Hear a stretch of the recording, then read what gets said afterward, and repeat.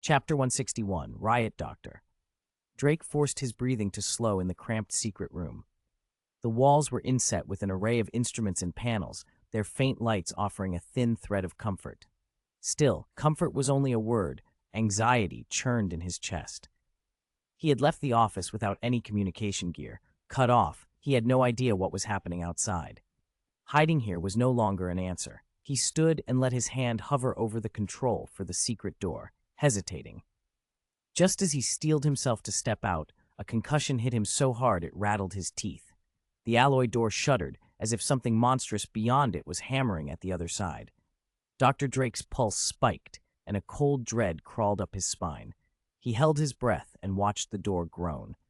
With two deafening bangs, the door finally gave. It was ripped from its frame like tissue and slammed against the opposite wall. The impact threw the room into chaos. Alarms, screams, instruments flashed red, and a tall shape filled the doorway. Dr. Drake stared. Words failed him. The creature was the most terrifying thing he had ever seen. It stood nearly 3 meters tall, its body slick with a silver-gray mucus, narrow, pupilless eyes like pits of black swallowed light. Below them, a cavernous mouth crammed with needle teeth and a long, scarlet tongue that flicked in the air, emitting a nauseating fishy odor. Jagged spikes studded its armor-like hide, and a thick tail, tipped with a razor barb, lay coiled behind it.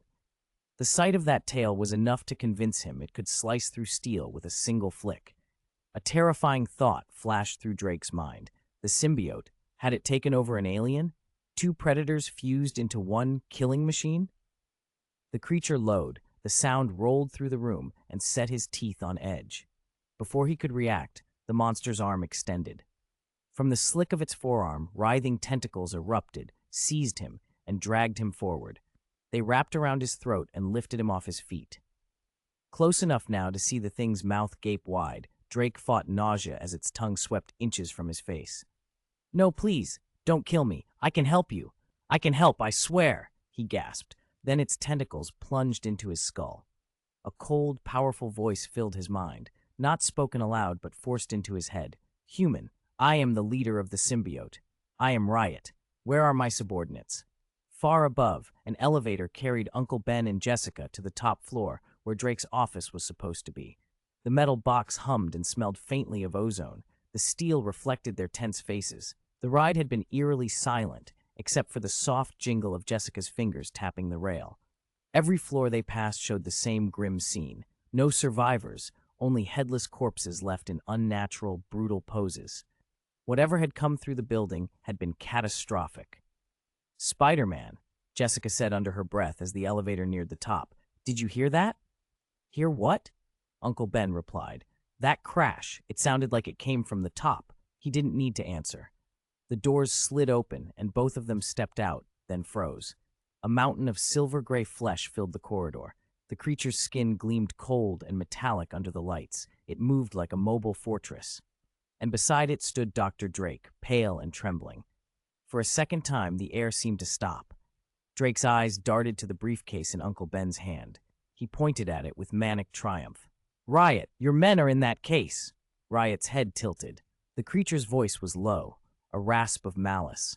Its eyes narrowed and it leapt, astonishing speed for something so huge, and appeared before them in a single bound. Tentacles snaked from its arms and suddenly hardened into twin axes that came down toward Uncle Ben and Jessica. "Watch out!" Uncle Ben's spider sense screamed. He yanked Jessica back at the last instant. The axe struck the floor where they had been standing and punched a crater into the concrete. The weapon split and unfurled like a blooming thing. Countless spiked tendrils whipped outward, each barbed tip glinting. Jessica moved like a cat. The blades of 2 small daggers flashed from her hands, and she spun into motion, a blur of steel creating afterimages that confused and deflected several of the tentacles. Uncle Ben flipped through the air, avoiding most of the lashings, though a few grazed his sleeves and left deep gouges. Riot hesitated for a beat, surprised. He had expected them to be startled, not so skilled at evasion.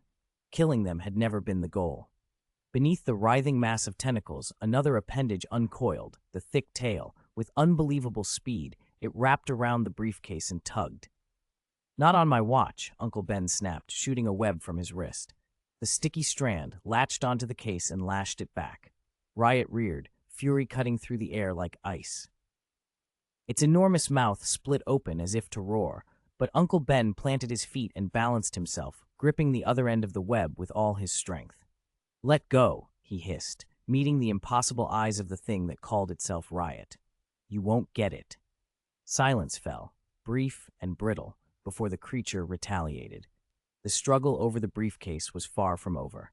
Chapter 162, Fierce Battle. In the straight corridor, Dr. Drake leaned against the wall, trying to make himself as small and quiet as possible. His eyes flicked back and forth over the inhuman clash unfolding before him.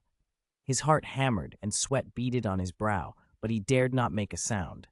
On one side was Riot, the symbiote leader, locked with a creature that had clearly been subsumed by the alien.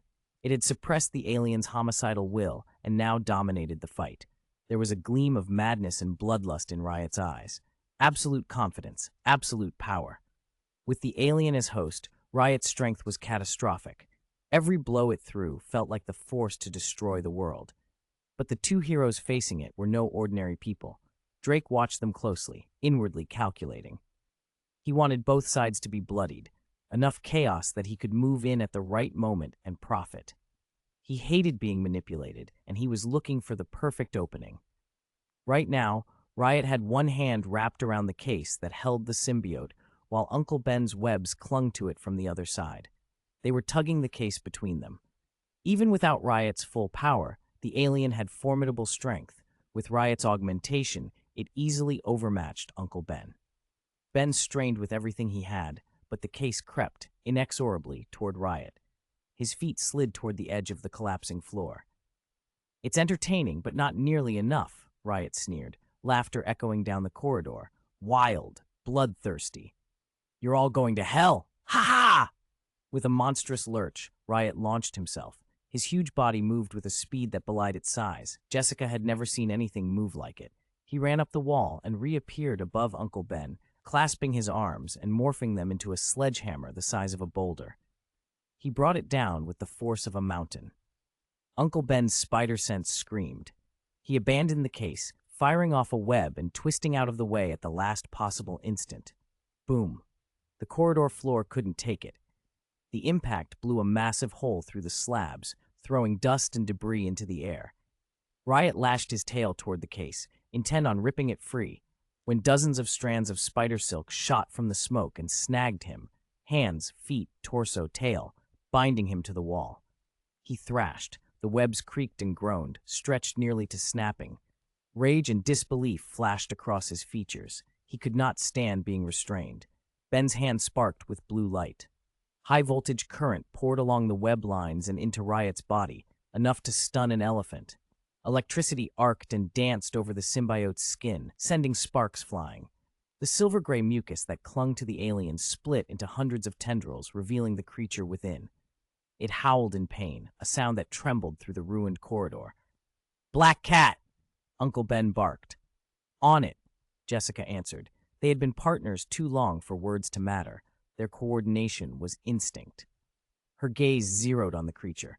The instant the electricity hit, she moved. She launched herself with feline grace, feet against wall, blade flashing in her hand like lightning. In two precise sweeps, the dagger sank into the alien's exposed head. The creature screamed. The sound was a raw, tearing thing that made the whole room feel like it was shuddering. Then the alien's inner jaw snapped outward, snake-like and sudden, and clamped down on Jessica's arm. Her suit held, but corrosive saliva splashed across the fabric and started smoking, eating through the surface. Jessica felt the heat and a cold spike of panic. If she didn't get free fast, she'd be in real trouble. She twisted, seized the secondary jaw, and ripped it free. The alien screamed again, infuriated, its emotions, hostile and chaotic, boiling up. Its tendrils hardened into a rash of spikes and lunged at Jessica. Midair and trapped, she had nowhere to go, until a web lashed her back and yanked her into Ben's side. The spikes missed. Together they hit the ground, and Ben hauled her away from the worst of the wreckage. "Run," Jessica shouted. Riot had just torn through the webs binding him when a tiny sound began from the daggers strapped to Jessica's wrists, a high, insistent whine that made him pause. The cat head discs set into the handles, small explosive charges designed by the Austin Group, had started their fuse. Riot's tentacles snaked out and grabbed both daggers, wrenching them free and flinging them aside. The discs detonated. Flames slammed into Riot, engulfing him. The blast wave blew out walls and windows. Fire licked down the corridor like a living thing and poured out into the night as shards of glass exploded like a storm of sparks. For a moment, it looked like the whole building might go with it. Then outside, the raging weather, the same storm that had been tearing at the city, rolled in and sucked the flames back, scattering the heat and ash. Jessica and Uncle Ben stood in the smoking aftermath, chests heaving, staring at the ruined space where Riot had been. "Are they dead?" she asked. "Hard to say," Ben replied. "We've never seen anything like him." "Your spider sense any signal?" she asked. Ben checked himself. "Nothing right now." "That's something," Jessica said, exhaling slowly. "But our mission item, our case, went missing in that blast. Does this count as a failure?" Ben shook his head. "Maybe not. That case isn't exactly fragile. We can find it." He hadn't finished the sentence when the rubble in front of them detonated once more. A silver-gray tail lashed out through the debris, stabbing toward Jessica. Ben's shout of warning sent her sliding away. The tail missed by inches and slammed into concrete. Then something faster than a blink moved through the shattered gap. A blue blur, pure speed and focus. Before either of them could react, the blur cut through the air and pinned Jessica to the wall.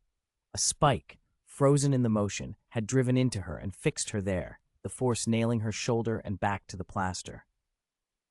"Jessica!" Ben yelled, lunging, but the blue shape was already gone, leaving her pinned and breathing hard against the wall. Dust and smoke hung thick in the corridor as the two of them stared at each other, the case gone, Riot lost in the chaos, and a new, terrifying development. Someone, or something, had just struck with impossible speed. Chapter 163, Whip Jessica! Uncle Ben screamed, his heart lurching. He shot a web from his wrist at the blue tentacle still buried in Jessica's side. The strand traced a silver arc through the air and wrapped tightly around the limb.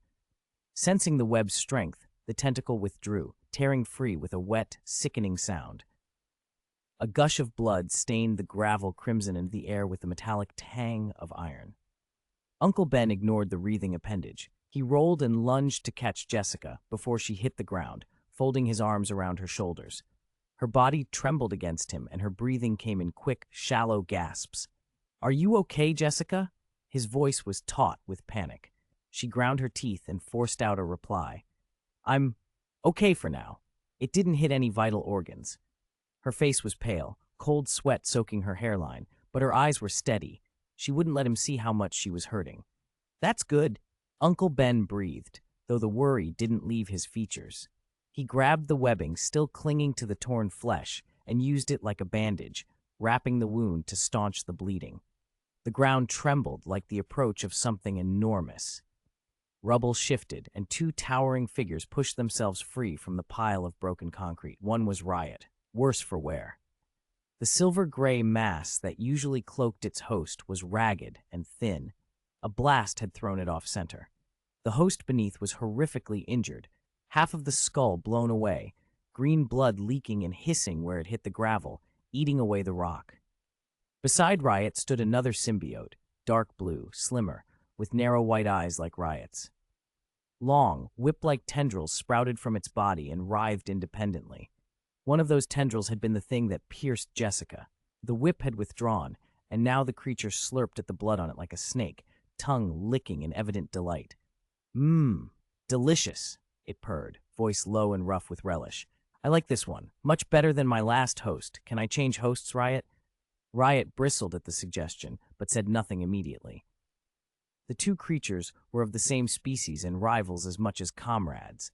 Even as leader, Riot couldn't command without force, and it had been badly crippled by the explosion. "Whip, you want her?" Riot asked coldly, the threat in the words barely concealed. "Of course," Whip said, lips curling to reveal needle teeth. "Her blood. It's intoxicating. She'd be a perfect host." A seam opened at the base of Whip's head, and a human face slid out. Dr. Drake. He peered around, surprisingly calm despite the Whip's contempt. "Those two hate what we are," he said politely. "They are our enemies. I will not cooperate. Uncle Ben helped Jessica to her feet and glared at the man. Anger flared in him. The man had no scruples. Whip, he's right. My answer is no, Riot said, deep and steady.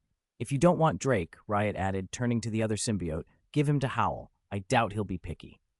Doctor, Drake, lucky or unlucky, depending on how you looked at it, had been crushed in the blast together with the containment case that had held the three symbiotes. One of the slung packs had been destroyed, but Whip had fallen directly onto Drake and latched on, saving him from being buried under the stones.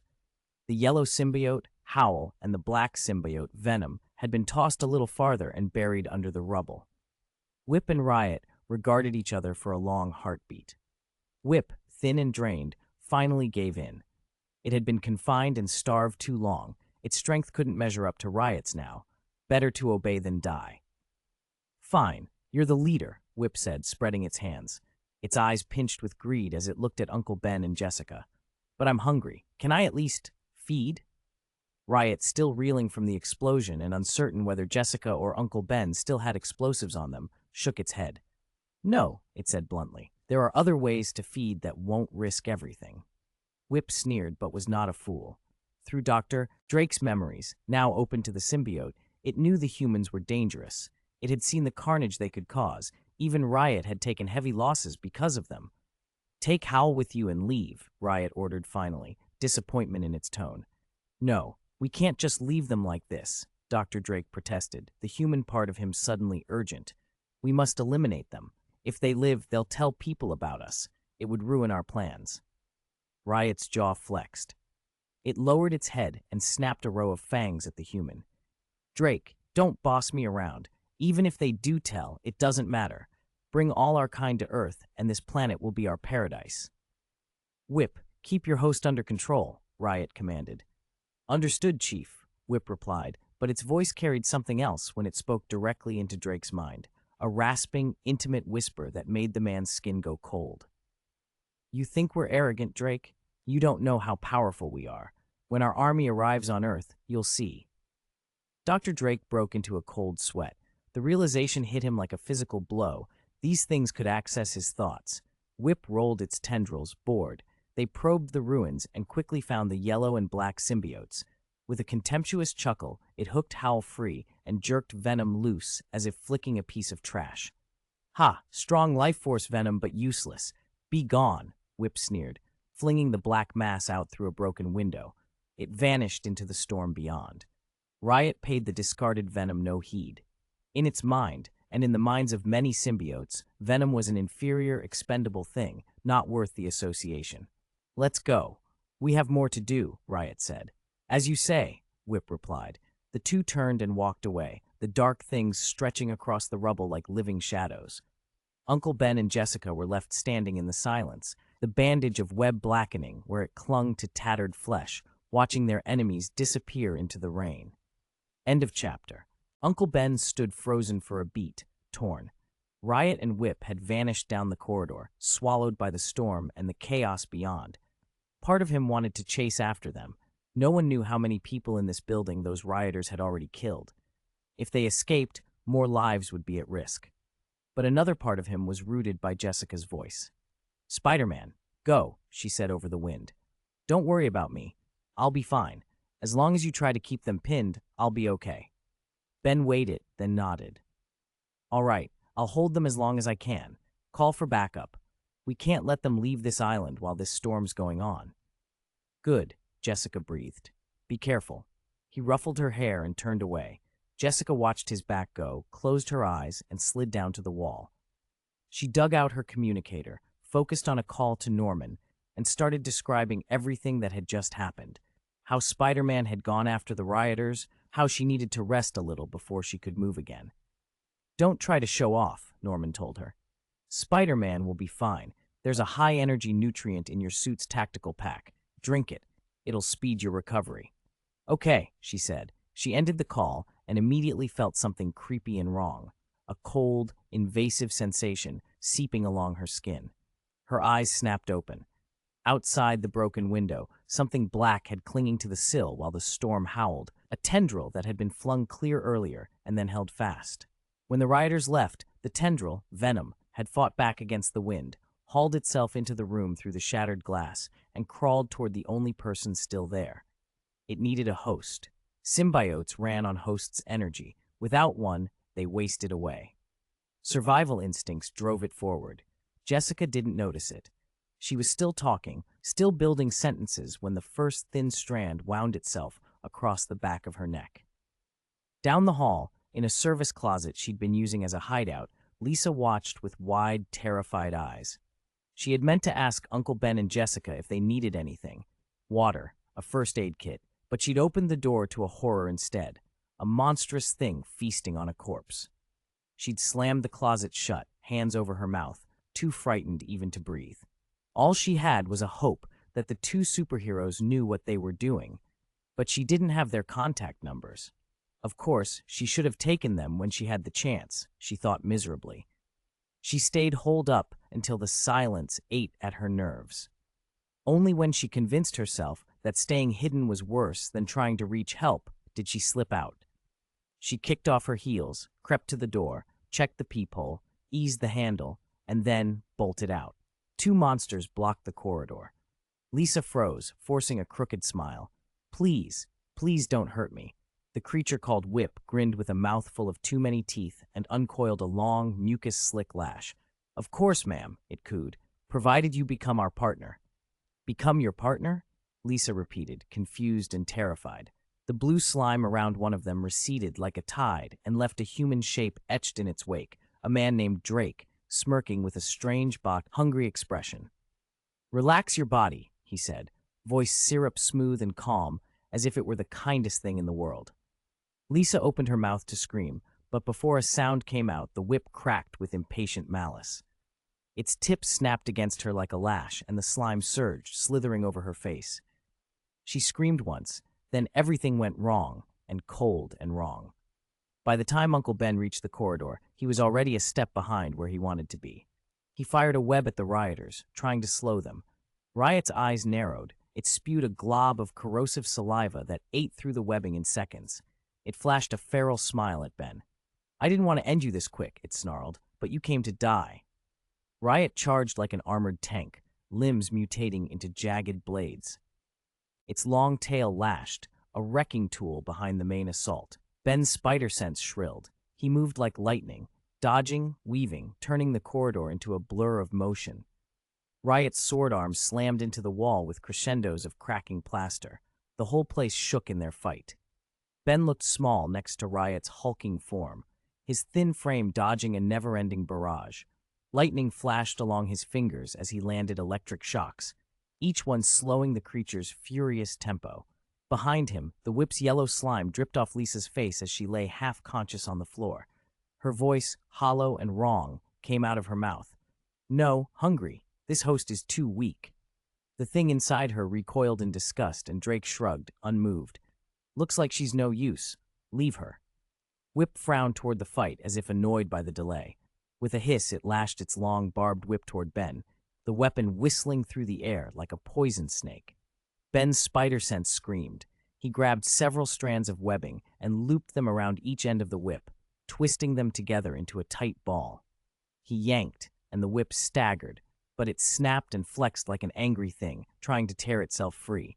Blinding cobalt light danced across the metal and slime of the rioters, making them jitter. Riot surged again, a motion so fast it was almost a blur. Ben timed a desperate wall run, planted his hands, and flipped over the creature's head. He fired a web line down and got the ankle, anchoring Riot's foot to the floor. Success was only a beat away. Then Riot's tail lashed up with impossible speed. The barbed tip ripped into Ben's abdomen with a wet, tearing sound. Pain exploded through him. He crumpled to the floor, blood steaming in the cold air. Somewhere in the room, Jessica felt the world tilt as something inside her latched on. She couldn't tell yet whether it was shelter or a cage. The storm outside howled, the building groaned, and the fight in the corridor kept tearing the hallway apart. Ben lay on the ground, breathing through the pain and watching Riot's shadow loom over him. Chapter 165, Fierce Fighting in the Rain. Without his spider sense, Ben would have died a dozen times over. Even so, the spider sense was not infallible. It could warn him of danger, but it couldn't guarantee he could avoid every threat. The warning had flashed in Ben's mind when Riot struck, but this time the enemy had prepared for it. The symbiote's tail whipped like a venomous snake, moving at an angle and speed Ben had not expected. He twisted midair as best he could, but he couldn't fully evade the blow. The spike at the end of the tail should have gone straight through his heart. Because he dodged, it instead ripped open his abdomen. The electric battlesuit Parker had built for him tore like paper. Dark blood spread over the fabric almost instantly, and Ben felt the damp warmth of it soaking through. For a dreadful second, he could see too much: ripped cloth, a bright smear of entrails. He hit the ground with a groan, pain crashing over him and blurring his vision. There was no time to succumb to it. Ben snapped himself back to focus. He rolled twice backward and barely avoided the lash of a whip that sliced the air and nearly brushed his cheek. Riot advanced calmly, the monstrous grin on its face oddly human as it asked in a low voice, "You've been fighting us this long on your own. You're impressive. What's your name?" Ben stared at Riot and the leather whip coiled behind it. Powerlessness rose in him, cold and familiar, but he forced his voice steady and loud enough to be heard. He bound his wound with a strip of spider silk and answered, "I'm Spider-Man." "Spider-Man?" Riot laughed, a harsh sound. "Perfect." It opened its maw wider. "Then give me your body, Spider-Man." Riot stamped the ground and launched like a cannonball. Before Ben could get his footing, the symbiote was on him, huge fingers stretching to seize him. Ben tried to retreat, but his strength was sapped and his movements sluggish from pain. Just as Riot's claws closed around him, the ceiling above exploded inward. Dust and debris rained down as a pitch-black shape dove through the collapse and slammed into Riot.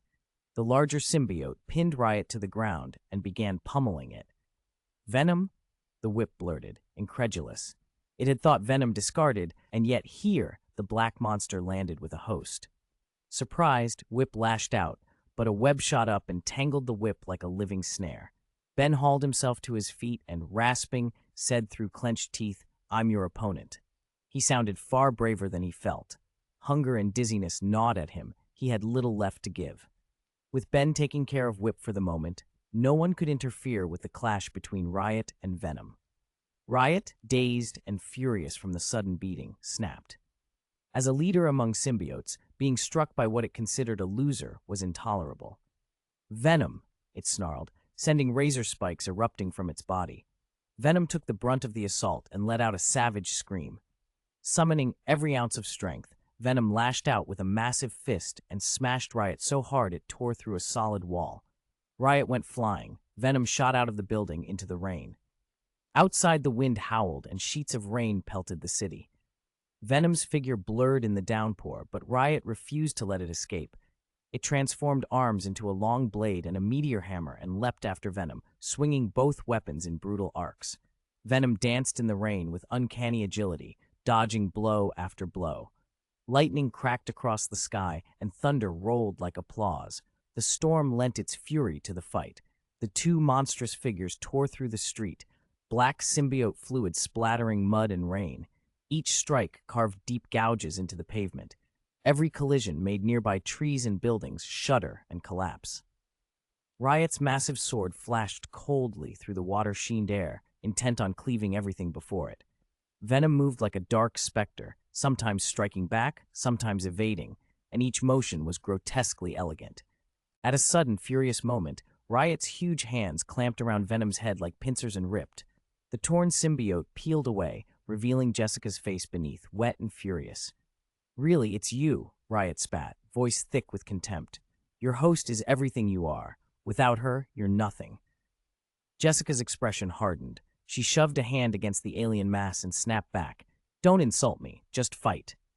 Venom answered with a growl that came from somewhere deeper than either of them. Strength surged through Jessica's body, and in a brutal reversal, Venom seized Riot's head and tore it from its shoulders. The two symbiotes writhed and grappled in midair while their hosts fought their own battle on the pavement. Riot's remaining alien form reared, teeth bared, lunging toward Jessica to bite. She twisted free, landing a hard blow that jerked Riot's head aside. With her other hand, she fished out a small, odd-shaped explosive, a cat-headed bomb, and jammed it into the alien's gaping mouth. Crazy! Riot's voice trembled with panic as it ejected from the corpse, flinging itself away to escape the impending detonation. Venom sensed the danger and scrambled, Jessica dragging him with her. The scarred, writhing mass exploded in a blast of fire that shot up into the rain as if trying to swallow the sky. For a moment the flames burned bright against the downpour, hissing and spitting steam. Even the rain could not snuff the eruption entirely. The air filled with the acrid smell of burned symbiote and singed metal. Ben clutched his abdomen, leaning against a ruined wall, watching the fire with a worried, faraway look. At his feet, Drake and Lisa lay bound in silk, wrapped like pale mummies, their breaths shallow, their faces slack from shock. The rain kept falling, turning the battlefield into a ruined, steaming tableau as the two titans vanished into the storm. Rain hammered down on Jessica's face, choking her. She coughed violently, woke with pain radiating through her body, and sat up. She wiped the rain from her hair and stared at her hands in surprise. The thing wasn't inside her anymore. A short time ago, she'd been possessed by Venom. The symbiote had healed her wounds and filled her with energy in exchange for a few bottles of nutrient solution. They'd even teamed up to fight Riot. Venom was scared of Riot, but with Jessica as host, it had had courage. Together they'd taken on Riot and won. Jessica's little cat head bomb had blown Riot's host apart and sent the alien slinking away. Whether Venom had been burned in that blast was another question. She hadn't been sure what had happened to it afterward. "Venom? Where are you? Come out or your nutrients are gone," she shouted, but the rainfall swallowed her voice. A splash behind her made her flinch.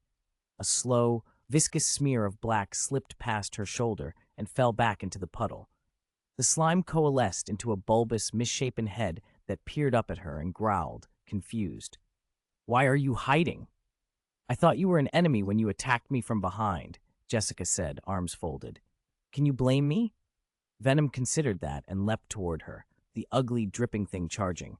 Jessica's heart gave a quick lurch. She took a step back and dodged. Venom splashed into the water and spat, indignant. "Why'd you dodge me?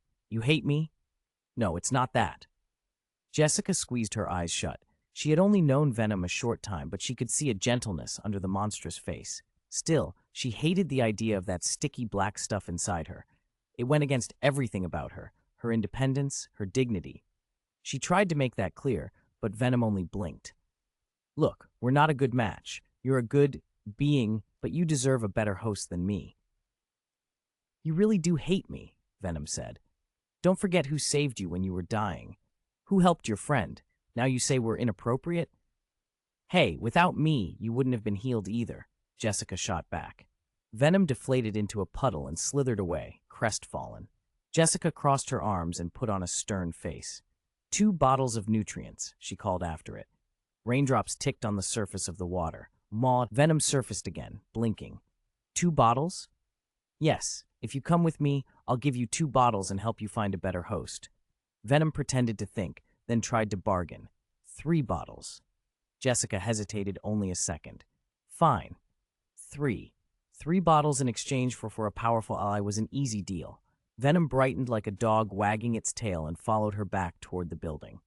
Uncle Ben was standing in the doorway when they returned. He'd been about to step out, but stopped, that small smile tugging under his mask as he watched the black slick trailing Jessica. In the conference room on the first floor, he looked at the slime in astonishment.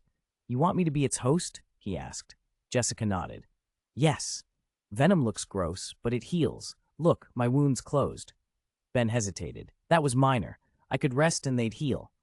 And I've got Aunt May." He shook his head, picturing the complications of letting black alien goo take hold of him. "It feels wrong." Jessica could see Venom shivering in the puddle. It looked hurt and impatient. She stepped closer to Ben and lowered her voice. "I just want you to host it temporarily. Riot isn't necessarily gone for good. He might come back for his companions. You need to be fit. Besides, Venom's healing might help Harry." Ben's face changed at the mention of Harry. If Venom could heal, it could help his nephew. He sighed and nodded. "All right." He stepped up and extended his hand toward the black mass. "Come on, Venom. Let's make this a good partnership." The symbiote perked up at the scent and the offer. Without hesitation, it slid up Ben's palm and leaped into him. Black fluid oozed from Ben's suit, knitting torn flesh and sealing wounds. It even repaired the shredded Spider-Man costume, but the repaired suit was stained black. Ben clenched his fists as power flooded him. "This is unreal," Jessica smiled. "Happy, Venom?" The symbiote reared from Ben's shoulder and snorted, prideful. "Adequately."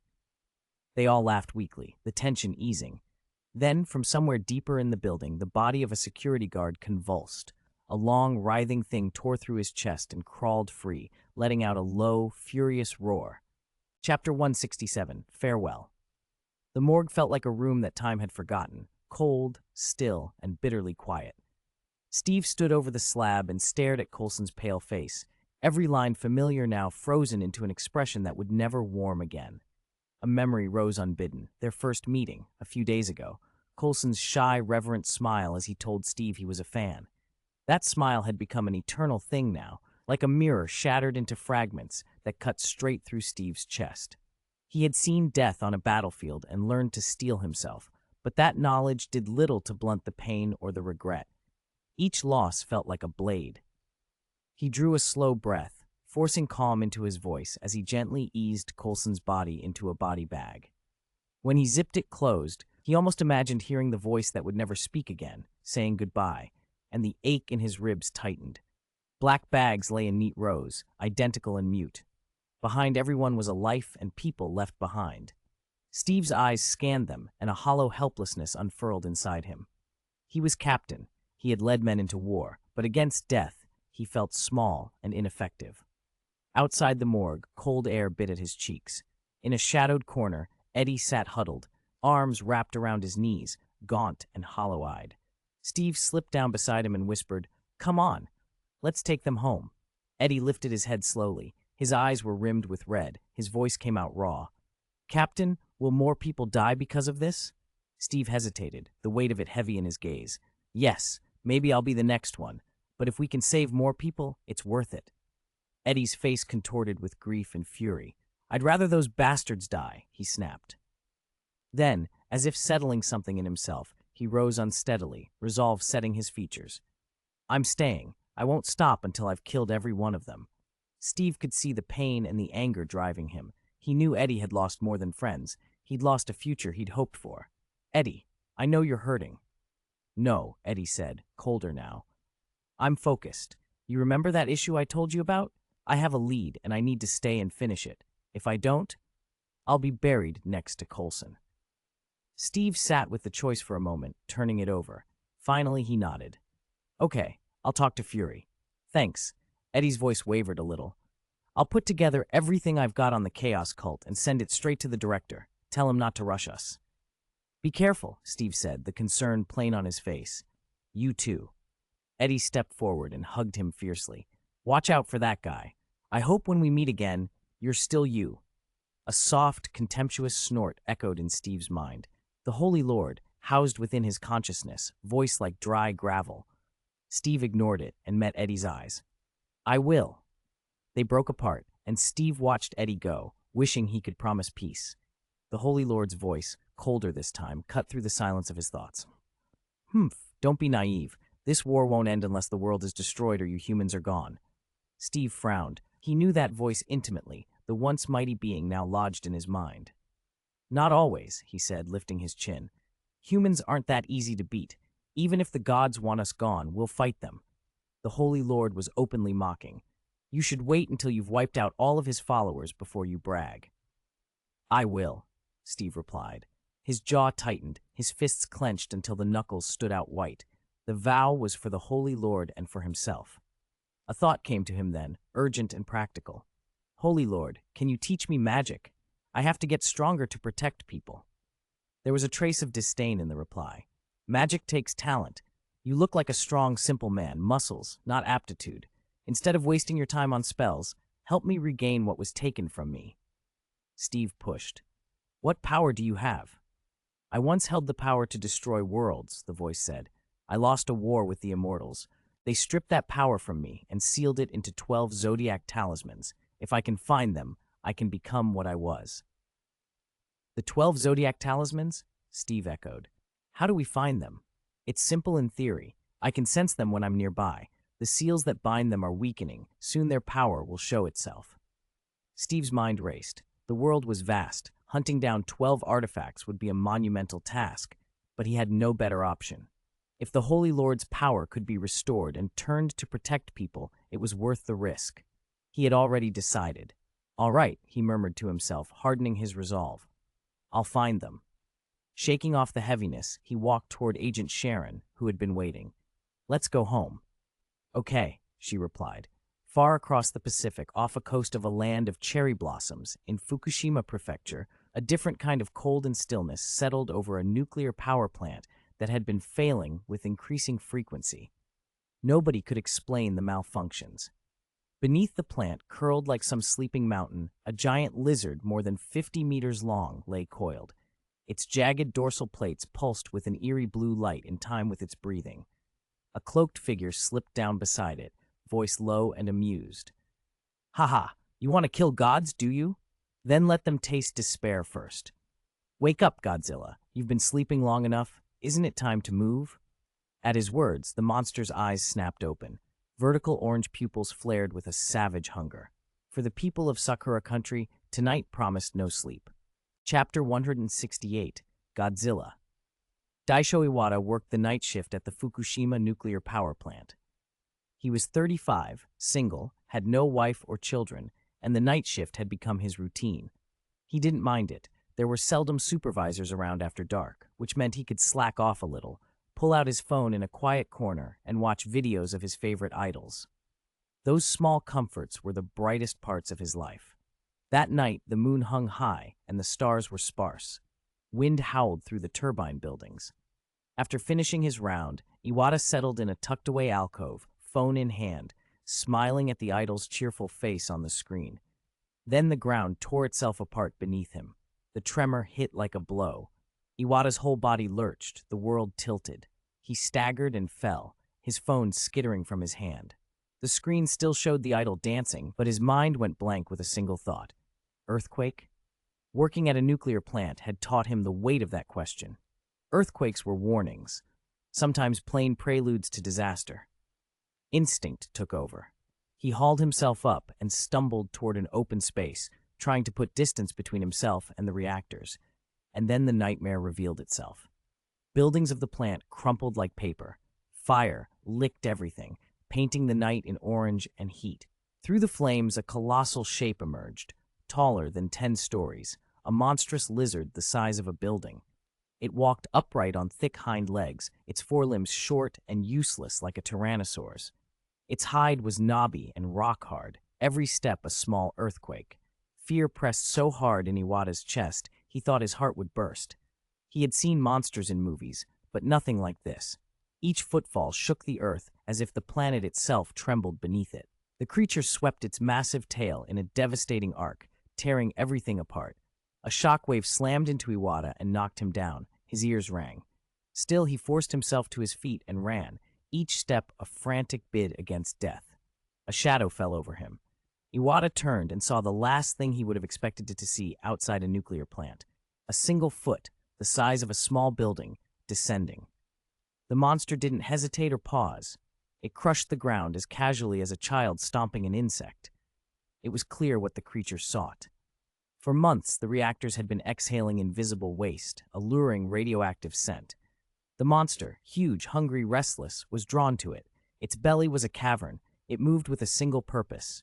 Anything in its path was wiped out by its fury. Reactors went first. Plant number 1 was reduced to smoking rubble. Still unsated, the creature turned toward plant number 2 nearby. Japan's government responded quickly.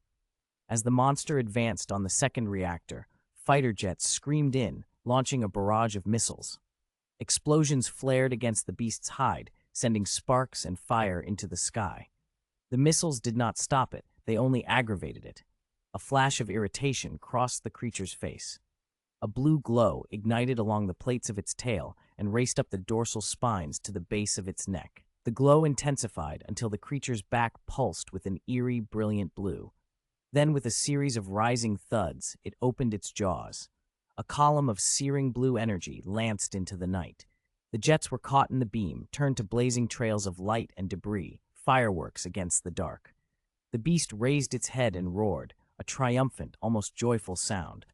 Nothing could stop it now. On the other side of the ocean, the United States received the urgent message from Japan. In a command center, General Thaddeus Ross tossed the papers from his desk aside in frustration. A building-sized monster, the communique said. Ross barely controlled his exasperation. I don't have time for every crisis, he snapped, more to himself than anyone in particular. The thought of Bruce Banner, whose presence seemed like a sword of Damocles over him, made him even more restless. An adjutant stood before him, nervous under the general's glare. Ross slapped the table and demanded, "Have you located Banner yet?" The young officer swallowed. "Sir, we haven't. We can't find him. It's like he vanished." "I don't want excuses. I want results," Ross barked, his voice cold. He tried to rein himself in for a moment, then added, "Where's Betty? Has she been brought here?" The adjutant answered carefully, "Miss Ross said her experiment isn't finished, sir." Ross's face went hard. Which is more important, her experiment or her father's life? If you have to, tie her up and bring her here. His voice filled the room. "What are you waiting for? Go." "Yes, sir," the adjutant stammered, turning to go. "Hold on." Ross pressed his fingers to his temple, the conflict plain on his face. Pride and duty warred inside him. He wasn't used to answering to anyone, least of all to a man he had once looked down upon. After a beat, he amended, "Don't bring her here. Send her to the nearby barracks instead." "Yes, sir." The adjutant left quickly. When the door shut, Ross sagged back in his chair like a man who had run a long gauntlet. He felt a nauseating mix of anger and humiliation, forced to rely on the very person he had tried to control. He wouldn't bow easily. Clenching his fists, he whispered to himself, "Bruce Banner, you better be as strong as they say." Chapter 169. Green Light. Bruce Banner, hunted relentlessly by the military, had slipped back into the country quietly. He wore ordinary clothes and a baseball cap. A surgical mask hid his handsome face. His eyes lingered, a little dimmed, on the familiar university gate not far away. This was where he'd earned his doctorate, where he'd met Betty, and where a life-changing radiation experiment had turned him into a green monster. He still dreamt about that night. The memory of almost killing the woman he loved haunted him like a nightmare. But things had changed. The pain in his eyes faded, replaced by a hard, controlled resolve. He was back, not as an uncontrollable beast, but as a man who believed he could protect the people he cared about. He had a chance to bring Betty happiness. He drew a steadying breath, stopped hesitating, and walked toward the campus gate. Soldiers nearby noticed him. Radios crackled to life. "Attention all units. A man matching Bruce Banner's description has been spotted. Send 2 men to check." "Roger." Banner felt more gazes settle on him, but he ignored them. 2 men in black advanced quickly, one in front, one behind. Tall, broad, alert. The man in front reached out. "Hey, stop." A bright green light flared from Banner's chest. It condensed into 2 massive fists that slammed into the agents and sent them skidding more than 10 meters. Everyone who saw it went silent for a second, then erupted. "Oh my God, I think we found him. That's Banner." The message reached the base instantly. General Ross snapped to his feet. "What? He's at the university? Not good. Betty's there." Panic sharpened his voice. "Get men out. Protect Betty." Dozens of elite soldiers, including Bronsky and Walker, saluted and moved. Ross barked orders into his phone and into the radio. He climbed into an armed helicopter and watched the campus shrink beneath the clouds. "Wait for me, Bruce Banner," he muttered, face gone grim. Banner took off the mask. If not for the military presence, he would have looked like another student. He'd bathed, shaved, and tried to look 10 years younger. He walked the path he'd known so well to the experimental building and saw her, Betty, standing at the entrance. He smiled, a small, painful smile. "Betty." She froze. Then, eyes wide, she covered her mouth. "Banner? Is it really you?" She moved forward, trying to get a better look, but the 2 men in black stepped between them. "Don't go over there, Miss Ross. He's dangerous." Beside Betty stood a mature, handsome man. He held her hand, possessive and intimate, and he looked at Banner with guarded curiosity. "Betty, who is this?" he asked. Banner's smile vanished. He didn't register the men in black anymore. He saw only their clasped hands. Anger surged so hot it felt like a physical thing. "I'm Betty's boyfriend," Banner said, teeth clenched. "Bruce Banner. Who are you?" The man's expression flickered. So you're Banner. Betty's told me about you. He glanced at Betty. Her eyes rimmed with tears, and sighed as if the rest was unnecessary. Banner's imagination supplied the rest, and fury took over. What right do you have to call her Betty? He roared. Green energy exploded from him. It condensed into a blade the size of a skyscraper, a sword of light that pierced the sky and began to fall toward the man holding Betty's hand. Screams filled the courtyard. Banner! No! Betty screamed and tried to put herself between the sword and the man, but he pulled her behind him, shielding her with his body. The blade stopped with a metallic hiss 10 centimeters above the man's head. The gust it produced whipped hair and made people close their eyes against the force. Banner stood trembling, fists clenched, voice breaking with a mixture of anger and grief. Why? Betty's shoulders shook. You didn't write. You disappeared for all these years. How was I supposed to keep waiting forever? Is that my fault? Banner snapped. If it weren't for you, if it weren't for that damned experiment, I wouldn't be this monster. If your father hadn't sent men after me, I wouldn't have had to run and hide, starving and afraid. Who's to blame for losing all those years? Not me. You're the one who's wrong. Under the glow of the green blade, his skin even seemed greener, more distorted. He swung his head up toward the sky as if searching for an answer. A blue light cut into his line of sight. An armored figure descended, iron glinting like a falling star. A familiar, sardonic voice carried down from the suit. Well, this is lively. Wouldn't want to miss the finale, right? Gotta say, brother, look at you. You wear your heartbreak well. Ever been cuckolded this spectacularly before? Banner's jaw tightened. Of all people, Tony Stark was the one to drop in. Ross had called Fury, and Stark, eager to test a new suit, had volunteered first. Who the hell are you? Banner snapped at the flying suit, feeling a strange surge of energy from it. Tony brought the Iron Man suit to a slow, theatrical hover and peered down at Banner. Hey, beauty, he called to Betty. Tell our green friend who I am, would you? Betty didn't answer. Banner's anger boiled over. The control he'd fought so hard for slipped. You want to die? He hissed. The courtyard held its breath. Outside, helicopters cut through the sky. Men moved into position. The moment hung, charged and dangerous, between a man who had learned to command power and the two worlds that had chased him apart. Chapter 170, Space Armor. Anger was Banner's source of power. Seeing a handsome young man at Betty's side had already sparked his fury, but he'd held himself back. He didn't want to hurt her. Tony's taunts, though, finally pushed him over the edge. He needed an outlet. You bastard, go to hell, Banner roared. The enormous sword-like blade that had hovered over him split into countless emerald spikes, a forest of jagged light so dense it seemed to blot out the sky. Everyone froze. Tony actually looked thrilled. Now watch carefully, Betty, he called, grinning. I'm the only one who can protect you. Banner pointed, and the spikes shot forward like the teeth of a great dragon, raining down on the Iron Man suit.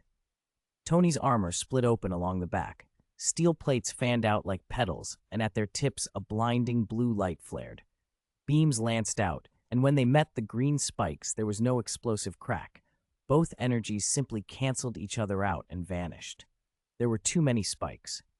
Iron Man darted and weaved, firing newly integrated laser systems and blue beams to eat away at them. A blue glow gathered in the palm cannon, and it fired directly at Banner, who was standing defiantly below. Banner didn't flinch outwardly. Green energy pulsed from him, forming a thick, translucent shield. The palm blast slammed into it, and the shield thinned, lost most of its mass in an instant. Banner's brows drew together. He had always known his anger's defenses were formidable. Ordinary weapons didn't dent them. This blue light, however, was eating through his shield as if it were nothing. What the hell was this? Even Tony had been surprised. Ever since he'd started experimenting with the cosmic cube, he'd been staggered by the sheer power locked inside it. Early attempts to tap that power had gone badly. One experiment had ripped apart more than half of his lab, instruments and equipment reduced to dust and blown away as if by something vast and invisible. But Tony had persevered. After months of work, and with the help of other scientists, though he was quick to take credit, he'd learned to siphon and regulate a sliver of the cube's energy. The result was a new kind of armor, not powered by a single arc reactor alone, but by both the arc reactor and the cosmic cube. It had debuted in Wakanda, smashing the towering Clockwork General into scrap. This was its second outing, and this time it was being put to a brutal test. The cube energy could cancel portions of Banner's green light, but it couldn't completely shred his shield, partly because Tony had deliberately throttled the palm cannon. He hadn't wanted to cross the line into killing. Banner's close call only intensified his rage. He poured more of himself into the assault, and the spikes multiplied into tens of thousands. Under his will, they separated into more than a dozen snarling columns, closing from every direction to trap the suit. Shit, Tony swore under his breath. Surrounded, he couldn't just hammer Banner, he had to survive. He cranked the engines and shot upward, breaking away at incredible speed. His armor screamed past Mach 3. The palm cannon kept firing at the pursuing spikes, chipping away at their numbers until the suit was little more than a black speck high above. Banner frowned. Whether by chance or design, the farther Iron Man flew, the weaker Banner's control over his anger energy became. He couldn't guide the spikes as effectively at that distance. He wasn't about to give up, though. A new wave of green light exploded out of him, solidifying into an emerald suit that clung to his body. 8 broad pairs of wings unfolded behind him, beating the air with a storming force, an angel if angels were made of wrath and green fire. "Banner, no," Betty cried. She stepped forward, voice breaking. "Don't do this. You weren't like this before. You were gentle." He glanced at her. Coldness edged his voice. "So I'm supposed to just take it? Be bullied and hurt because I'm kind? No. If being kind means being a doormat, then fine. I choose to be bad. I choose to make everyone know that Bruce Banner is not some loser who lets himself be trampled." With that, he spread his wings and ascended, a streak of green light that vanished into the sky. The gust from those wings sent everyone below reeling, dust and debris stinging their faces. Betty bit her lip and staggered until a man standing nearby caught her, pulling her into his arms with rough, protective force. He spoke softly, trying to soothe her. "It's all right, Betty. He's just angry. Give him time. He'll come to his senses." Betty leaned against him, shaking her head. No matter what he said, she felt something had been broken between them that couldn't be put back together. The whup-whup of rotors cut through the tense air. Armed helicopters descended, landing on the campus lawn. General Ross hopped down first, flanked by soldiers with live rounds. He shot a hard look at the man holding Betty, then fixed Betty with a glare. "Where is that brat?" he demanded. "Dad, you have to get out of here," Betty blurted, panic-stricken. "Banner will kill you." "Kill me?" Ross ground his teeth. "Humph, let him try. Who's afraid of who?" With so many witnesses around, he wasn't about to bolt and make himself look cowardly. He squared his shoulders and advanced instead, every inch the veteran who thought himself in control. Chapter 171, Losing Control. High above the clouds, Bruce Banner rocketed upward like a meteor. Beyond the storm layer, he finally caught sight of the suit of armor that had set his pulse racing. The green barbs that had once bristled all over the armor were now scattered and broken. Most had been blasted away by the cosmic cube's energy. Banner's face was a hard line. He extended his hand, and the remaining barbs obeyed like soldiers at command, flying back and merging into his body. 8 pairs of great wings unfurled from his back. Tony watched them spread and couldn't help a whistle. "You can actually do that? Anything's transformable?" Tony's envy was obvious. Banner's gift, whatever it was terrifyingly effective. Tony had his own talents, money, engineering, and a spotty knack for precognition he'd neglected while obsessing over the cosmic cube. Seeing the barbs vanish eased Tony's tension a little. He let his voice carry over the empty air via the suit's loudspeaker. "Hey, Bruce, why so hostile? You look like you want to kill me. I only said it in passing. Isn't the worst guy the one who stole your girl?" "Shut up," Banner roared. The green armor along his skin flared with blinding light. From it, countless sinuous tendrils shot outward like serpents, lunging for Tony's armor. Banner needed to restrict the flight envelope of the suit, keep it from using the sky to escape. Tony steered nimbly, the armor darting through the air like a bird evading a net. He grinned. "Seems like the lovely Miss Ross was right not to pick you. If she had, wouldn't you have killed her when you lost it?" "I won't hurt Betty," Banner snapped, voice tight with fury and resolve. "I don't." He broke off as Tony goaded him further. Anger makes people lose their minds, Tony said, all mockery. And then, oddly, a flicker of something more complicated crossed his face. Not me. Anger is what powers me. I'm the sane one. Banner's eyes burned with a volcanic light. The two of them clashed, the green tendrils surging like a living storm, Tony's armor weaving through the torrent. It was a violent, furious dance, power and precision locked together. Then a strip of crimson burst over Tony's HUD, and an alarm shredded the charged silence. Jarvis's voice cut in, calm but urgent. Sir, the energy core is critically unstable. Expected detonation in 8 seconds. 8, 7, 6. What the hell? Tony muttered, brows knitting. There'd been no sign of it moments before. Maybe he'd pushed the weapon systems too hard during the test. He felt disappointment more than fear. The test had been incomplete, sloppy. He sighed.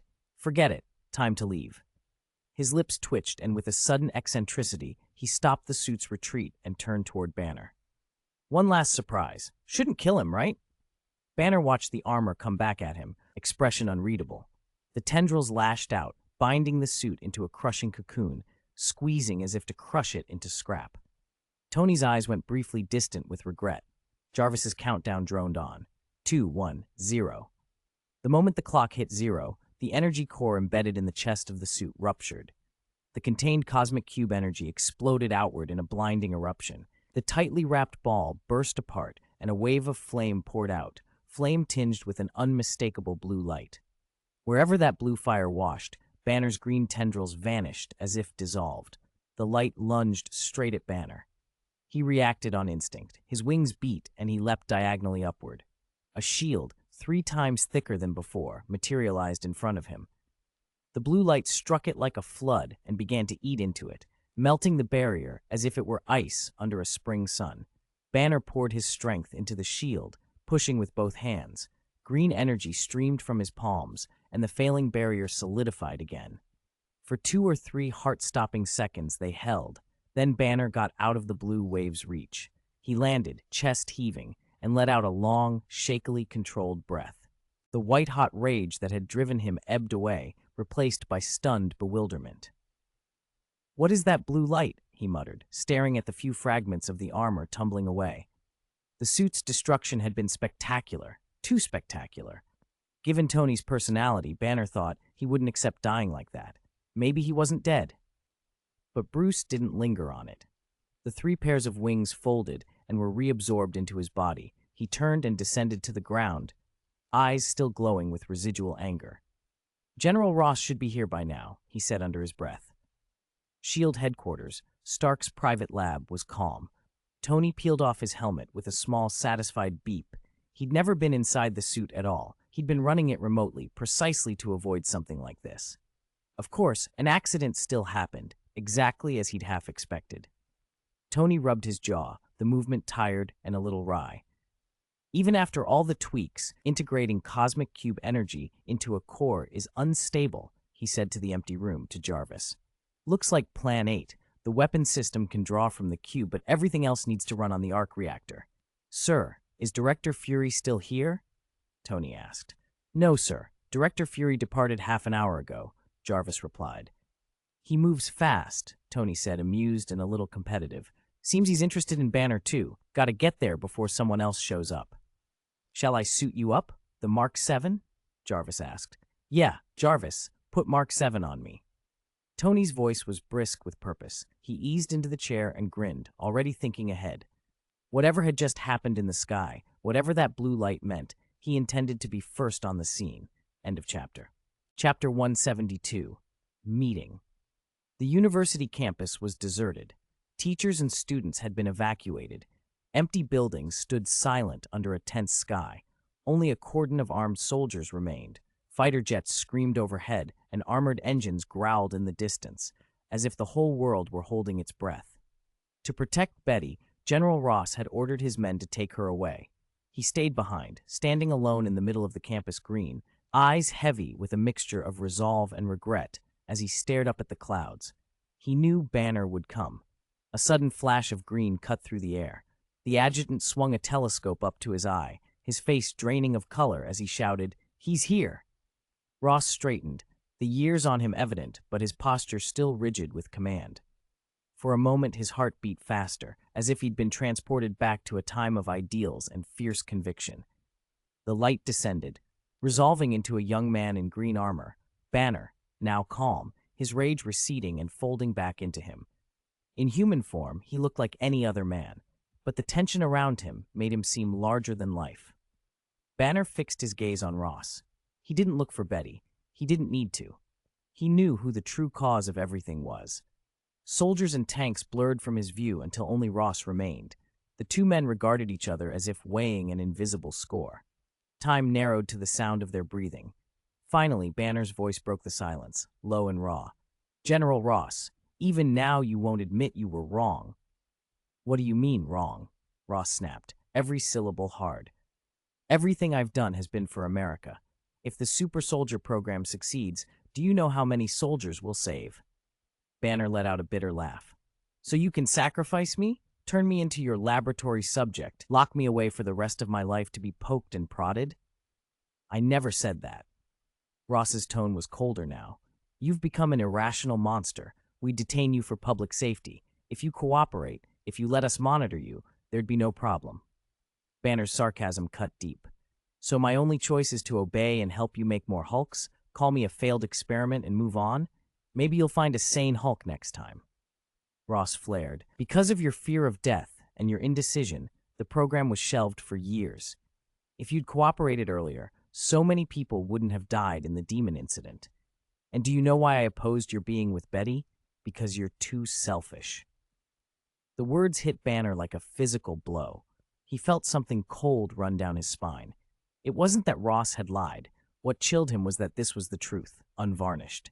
In Ross's world, Banner's life, his freedom, his emotions meant little if they stood in the way of a supposed greater good. Banner's voice dropped to a hard whisper. "Why should I be the one who sacrifices everything and not you?"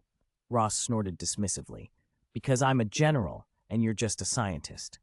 Banner's eyes flamed. "Maybe once I was just a scientist. Now I have power, real power. I can save people. I am important. Do you think they'd risk losing me, a weapon, for your sake?" Ross's pupils narrowed and his jaw tightened, but he forced himself to keep his voice level. "If you kill me, you'll be a murderer. You'll be imprisoned. And it isn't that simple to kill me. Do you plan to kill every soldier here as well?" At Ross's words, Bronsky and Walker stepped forward, falling into defensive positions. They had been beaten by Banner before, but they would not back down now. Banner's anger reignited, bright and hungry. Rage fed his strength. As long as he remained furious, his power would swell. The air seemed to freeze around them. Anything could happen. A new sound cut through the standoff, the low thrum of a jet approaching.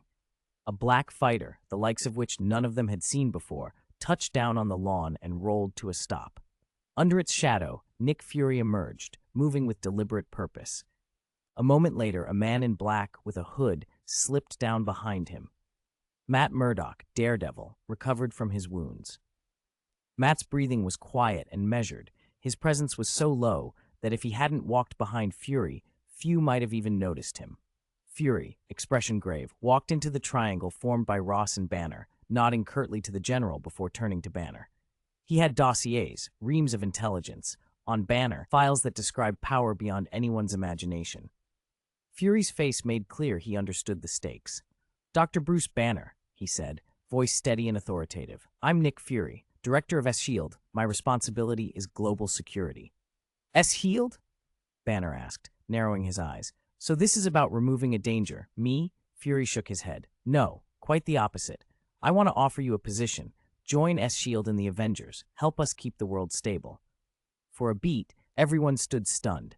Then Banner surprised them all. He let the corner of his mouth lift in something like a smile and nodded once. "All right, I'll join." The soldiers shifted. Ross's face hardened into a look of disbelief. Banner met their expressions without flinching. After a beat, he added, blunt and unapologetic, "But I have a condition. I want him to apologize to me, and I want to use him in experiments so he can also contribute to America." He pointed straight at General Ross. The words hung in the air, audacious and terrible, and the standoff had just taken a new, dangerous turn. Chapter 173. Conditions. "You want to use General Ross as an experiment?" Hearing Bruce Banner's condition, Nick Fury's face tightened. As director of S.H.I.E.L.D., he had broad authority, but he couldn't simply authorize an experiment on a high-ranking military officer. General Ross bristled. "How dare you suggest that, you bastard? That's outrageous." Banner's smile was cold and cutting. "What's wrong with it? You keep saying everything is for America. If that's true, why not use your old, rotten body for research? Wouldn't that serve your country better than clinging to a title?" Ross went red with rage, struggling for a reply.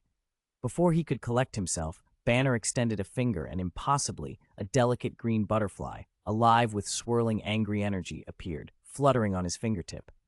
Fury and the others stared, stunned. The thing was a living manifestation of power, weird and undeniable. "Do you know why I can do this?" Banner asked quietly. "Or would you rather have it? If you accept my condition, I can teach you. I can give you access to this kind of ability." Fury's breath quickened. He didn't need the entire organization to possess such power. Just one or two capable people could change the balance when facing the unknown. General Ross, seeing the change in Fury's expression, denounced him even more fiercely. "He's lying. He couldn't possibly do that." Banner glanced at Ross, then turned his back. "Believe it or not, I'll wait for your answer." Ross's face contorted with fury and fear. He saw himself stripped of rank and honor, abandoned by the networks that protected him. The thought of being exposed, of his crimes and failures made public, made him tremble. A title did not shield him from the consequences of evidence. Profit and power ruled this world. He knew that only too well. "Bruce Banner," Ross snarled. "You think you can escape justice? Arrest him. How many people have you killed while on the run?" "Yes," Walker spat, the first to obey. He lunged at Banner.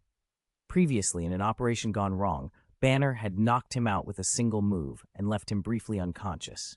Walker had replayed that humiliation in his head ever since. Tonight, he wanted to prove he wasn't weak. Bronsky, standing beside him, surged forward at the same time, eyes flashing.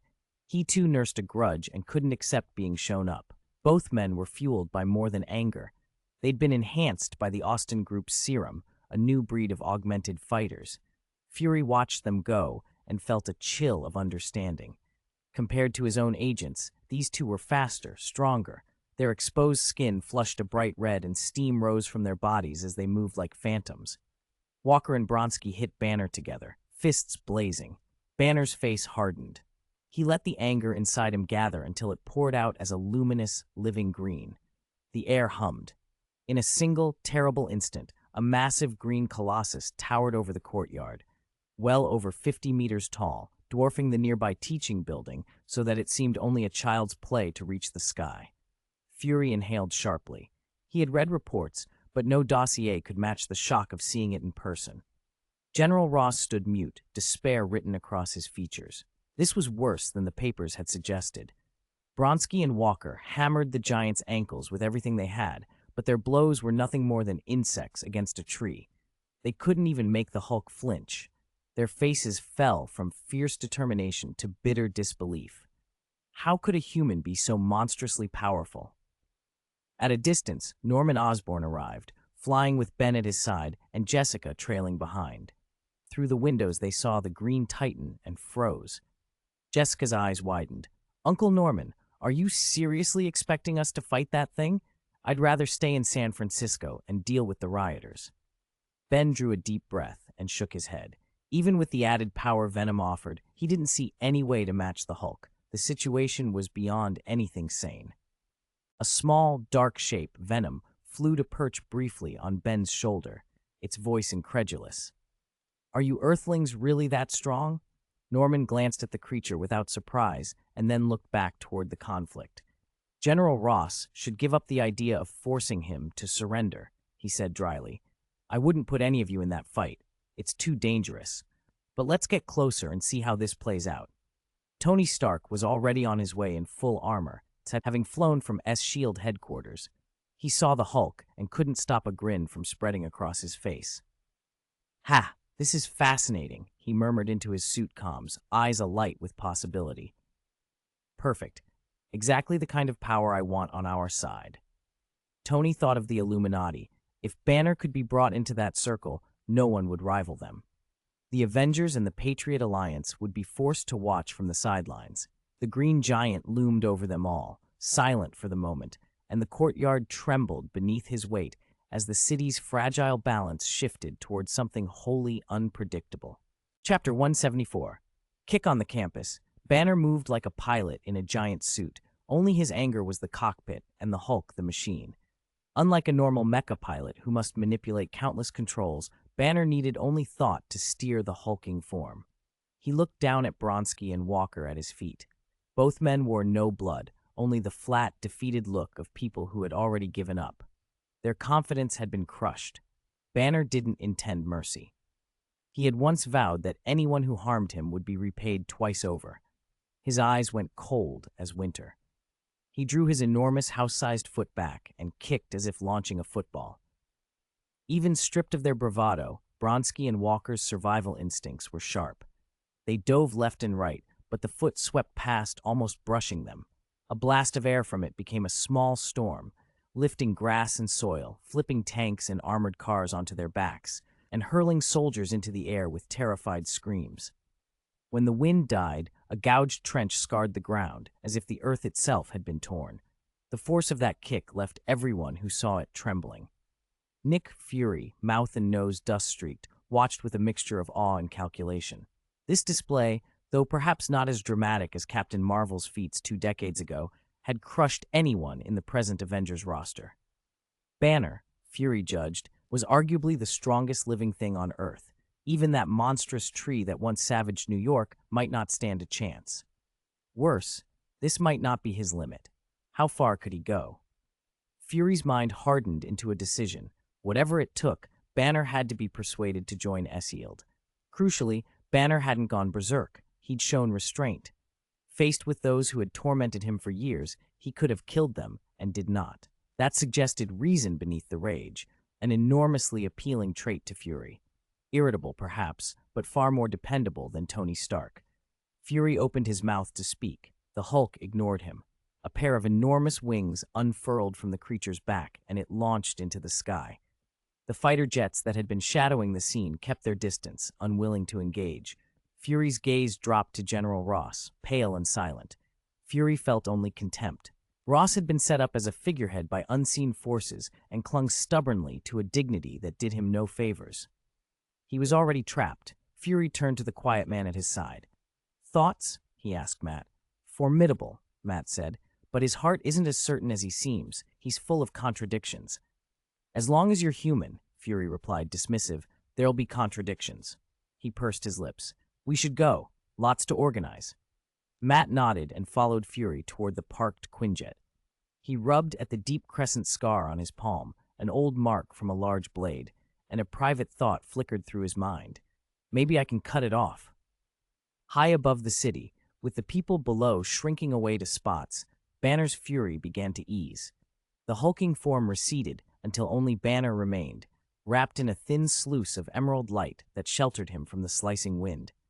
The glow felt like a warm cloak against the cold sky, and for the first time in a long while, the weight on his chest lightened.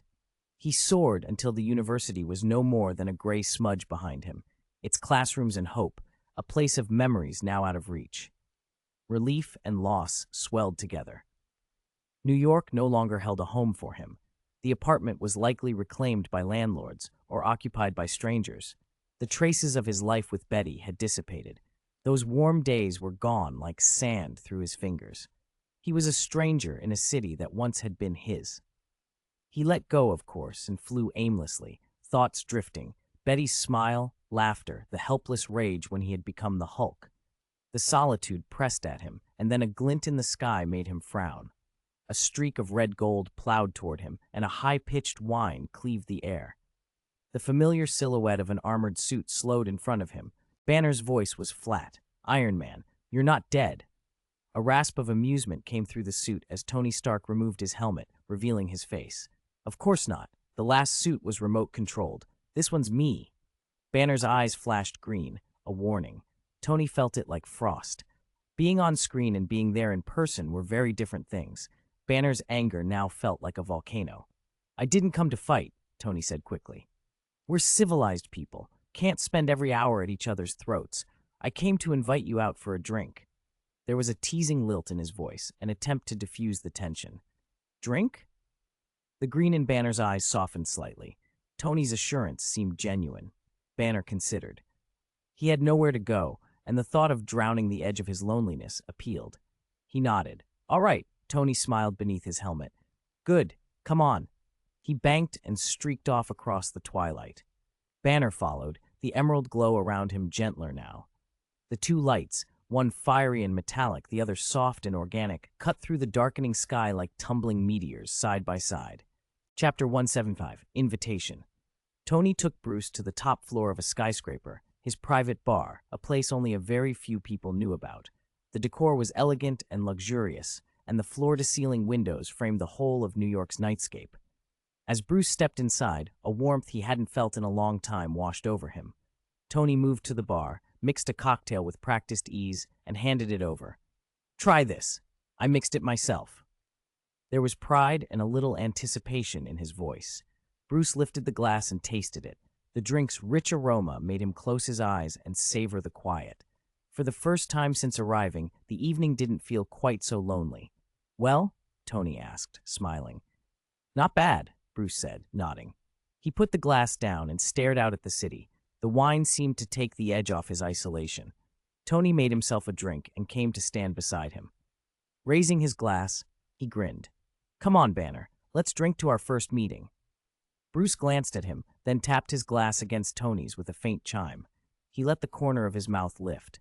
You know, Tony, you're really irritating, especially when you talk. I wanted to. He paused, shaking his head. I wanted to kill you at one point. But still, you're better than people who say one thing and mean another. At least I'm honest, right? The truth tends to make people uncomfortable, Tony said with a casual shrug. The press loves to say I have no emotional intelligence. Who cares about a stranger's feelings? Even less so now. If someone doesn't have a thick enough skin, that's their problem. Tony, Bruce said softly, the hint of exasperation giving way to something like relief. It's a miracle you made it this far. Ha ha! Cheers to miracles. They clinked glasses again and drank. The alcohol dulled their nerves, lowered their guard. Hey, Tony asked after a moment, what do you want, Banner? Bruce blinked. What do I want? If you get your revenge, if you succeed, what do you want to do? The question made Bruce pause. He didn't answer right away. Finally, he said, I don't know. I suppose I'll go back to studying, pursue the things that interest me. I've wanted to be a scientist since I was a kid. That dream isn't as far away as it used to be. A scientist, Tony said. Not a bad choice, but wouldn't that be wasting your strength? Bruce thought of Betty, of happier times, and nodded slowly. Maybe, but I don't want to see the world break and everyone living in fear. It's imperfect, but it's worth protecting, right? Tony's expression hardened, resolute. I don't want to wait for someone to hurt us before we act. I'd rather stop them before they do anything. So I founded an organization, he continued, the Illuminati. I'm inviting you to join, be a pioneer for humanity, bring real light to the world with us. Bruce's eyes flickered. I'll think about it, he said noncommittally. Take your time. Tony's smile was confident. As the night wore on, he found a villa for Bruce to stay in, then left for Esheald. On the ride back, he felt a small twinge of disappointment. During the drinks, he'd tried more than once to touch Bruce, hoping for some kind of read, but Bruce had been guarded and avoided contact, even slightly inebriated. Tony hadn't been able to make the connection, and whatever predictive skill he hadn't used in a long time failed him now. Still, he told himself, there would be other opportunities. He wanted to see which choice Bruce would make. Across town, Steve Rogers hurried back to Esheald headquarters and stepped into Director Nick Fury's dimly lit office with a heavy heart. Fury sat behind his desk, brows drawn, a report in his hands. When Steve entered, Fury looked up, his face a mix of sorrow and weary questions. He tried to appear calm, but the pain and self-reproach in him were plain. I'm sorry, Director, Steve said, his voice rough. I failed in my duty on this mission. There was grief in his eyes, grief and the weight of responsibility. Fury shook his head. Sympathetic. Captain, this isn't your fault. When it comes to strange, unknown threats, things get exponentially harder, Fury said. Sometimes people die. It's inevitable. Steve's mind returned to the scene he'd been trying to forget, Coulson lying in a pool of blood, and the images kept replaying. His fists tightened until his knuckles showed white. Last time it was Bucky, he said. This time it's Coulson and the others. I want a world where nobody has to be sacrificed. That's why we push ourselves. His voice trembled with the hint of a sob, but his eyes were steady with resolve. Fury looked at the man before him with a complicated mix of sadness and admiration. He knew how much Steve carried. He also knew that same weight was what made Steve the Captain America everyone trusted. "Steve," Fury said quietly, "we're going to try to avoid losses as best we can. But sometimes fate isn't ours to control." "All we can do is try," Steve replied. He took a breath and nodded. Fury stood, went to the mini-fridge, and handed Steve a cold drink. "Tell me again about the mission," he said. "You filed your report, but I want to hear it from you in person. Make sure nothing was missed." "Okay." Steve gathered himself and began to recount their time in South America. His voice was low and steady, painting every dangerous unknown moment as if Fury were standing right there with him. He told Fury exactly what had happened after they arrived, including that the Lord had asked him to find the Zodiac charm. Chapter 176, Conversation. The office felt tight with tension. Steve sat in Fury's chair, fingers drumming the armrest as if that steady rhythm could put his thoughts in order. He drew a slow breath and began to recount everything that had happened over the last 2 days, leaving nothing out. Fury listened from behind his desk, hands folded, eyes sharp, caught somewhere between calculation and the thrill of the retelling. "Have you found the woman who nearly lost control, turned into that thing? Is her body among the rubble?" Fury asked, his voice low and edged with a tightness Steve could hear. Steve shook his head, frowning. "No, there was no body. She's probably not dead." He remembered the scene with an unsettled look. "I was knocked out at the time, but from what I could see, even if she survived, she must be badly hurt. Eddie stayed in South America to continue the search." Fury's gaze sharpened. He folded his hands and let the silence hang for a moment before speaking slowly. "Tell Eddie not to be careless. These people, we don't know what they can do. We can't assume they won't recover quickly." Steve nodded, determination hardening his features. "I will tell him." Fury turned to the window, but then faced Steve again. "By the way, Eddie is okay, right? He absorbed a lot of that God-given power, too. Isn't he at risk of losing control?" Steve thought of his last meeting with Eddie and replied evenly, "He's coherent.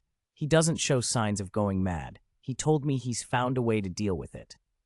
Fury's brow eased fractionally, though doubt still lingered. He didn't have much faith in Eddie's reliability, but with Steve vouching for him, Fury let the worry slide for now. "Good. Keep him there in South America for a while. Make sure that church doesn't get stronger. And have him send me reports immediately," he said, voice firm with command. Steve smiled, slightly relieved. "He said it'll be done soon." "Fine." Fury nodded. He grew serious. "You should know, Banner showed up in New York before you did. He caused a major incident."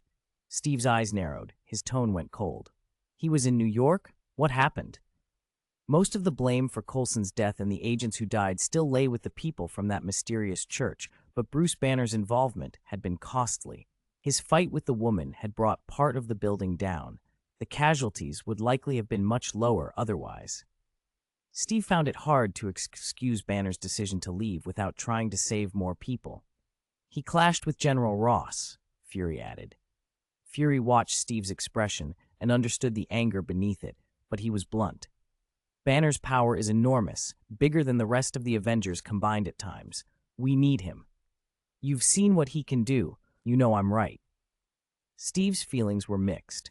Fury was right about Banner's value, but the cost gnawed at him. He took a steadying breath. "I understand. We need to make sure nothing like this happens again." Fury nodded with approval. "We'll increase surveillance on him. We'll keep his actions under control." That alleviated some of Steve's tension. They weren't finished with the matter, but at least they had a plan. The conversation shifted to the Holy Lord and the 12 Zodiac talismans tied to his power. "The Holy Lord is a sorcerer?" Fury asked. "And the power that was in him was stripped and turned into 12 Zodiac talismans?" "Yeah, that's what he said," Steve replied, keeping his voice steady. He knew the presence of the Holy Lord, some voice or entity, was listening inside him, so he answered calmly. The 12 signs are rat, ox, tiger, rabbit, dragon, snake, horse, goat, monkey, rooster, dog, and pig. Each talisman holds immense magic. If he wants to regain his full strength, he'll need them. I see. Fury nodded slowly.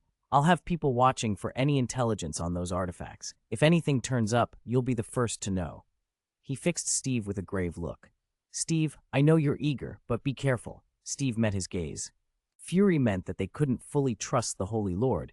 He wasn't human after all, but Steve already felt that caution. Understood, Chief. All right, go get some rest.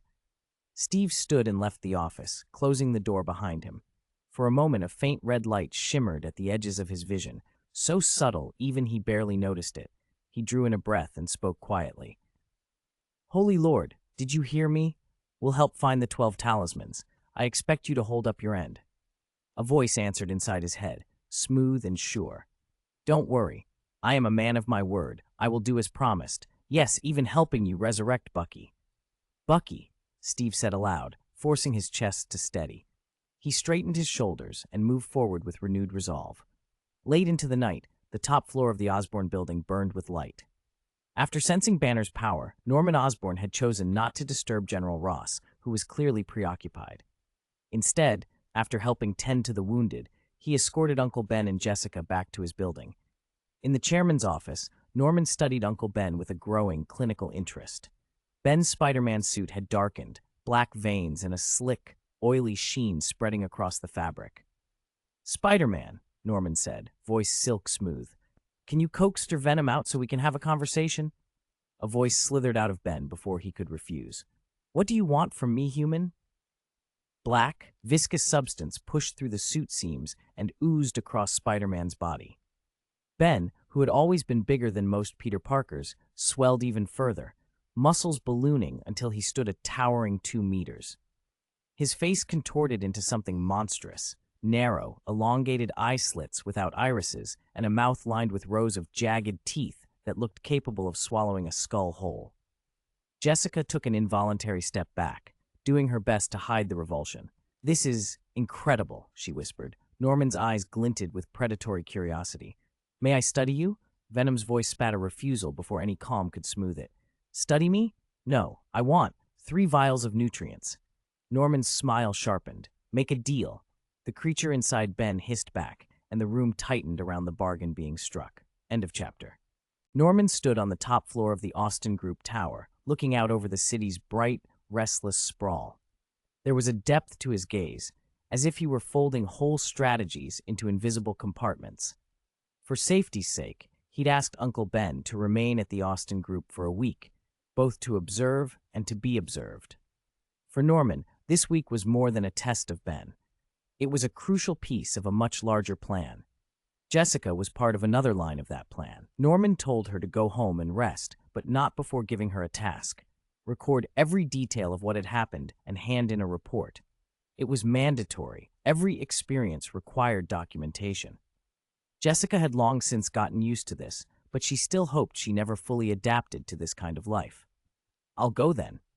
Jessica waved to Uncle Ben with a relaxed smile that didn't quite reach her eyes. She leaned close to Norman and murmured, Remember to give Venom 3 more bottles of nutrients. I promised. Norman smiled and nodded, indulgence in his face. Don't worry, we have plenty in stock. When Jessica left, the office grew suddenly quiet. A middle-aged man in a white coat entered, steady, serious, the sort of scientist who walked with purpose.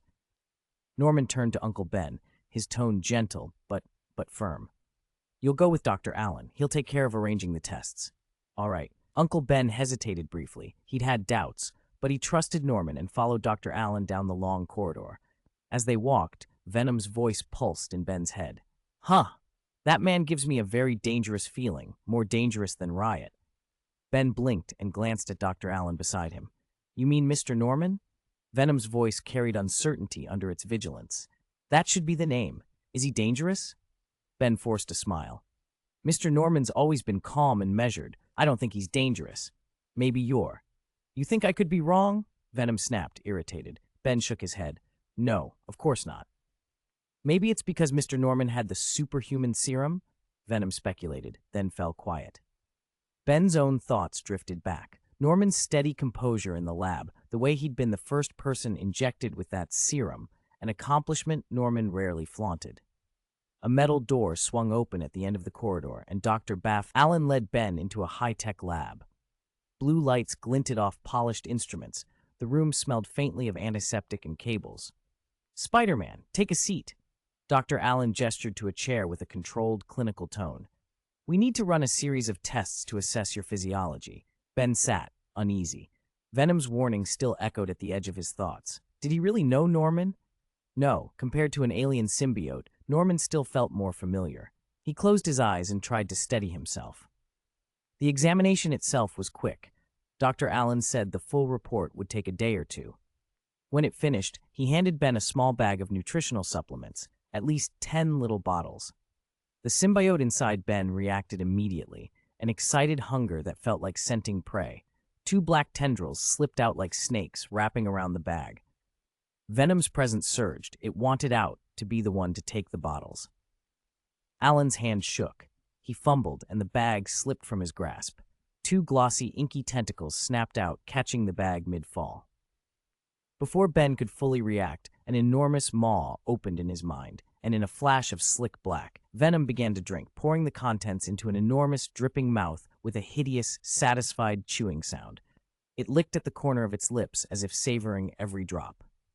The doctor went pale. Sweat beaded at his temple, and the pen he'd been holding clattered to the floor. "Hey, don't just appear like that." Ben wrested control of his body and shoved the symbiote back inward. His shoulders sagged. "I'm so sorry, Dr. Allen. He can't always control himself." Dr. Allen forced a tight smile and waved a trembling hand. "It's all right. It was unexpected, just a little frightening." Ben's apology felt hollow even to his own ears. He left the lab with a knot of helplessness in his chest. Venom's compliance had been partial. It still moved like a thing that preferred to be free. As they walked toward the lounge, Ben spoke softly into the space only Venom could hear. "Those supplements really are that tasty?" he asked, almost joking to ease his own fear. Tastes good," Venom purred, a cruel undertone in its voice. "But your brain, your eyes, your pancreas, they smell even better." "Don't say things like that." Ben exhaled, uneasy. He had almost too easily forgotten he was sharing a body with a predatory alien. Venom's nature hadn't changed simply because it had become a symbiont. "From now on, you can't eat anything without my permission," Ben said, more sternly than he'd intended. He wanted control. If he didn't set rules, the consequences could be catastrophic. "Why?" Venom protested, clearly displeased. "Because I'm the host." Ben's voice was steady.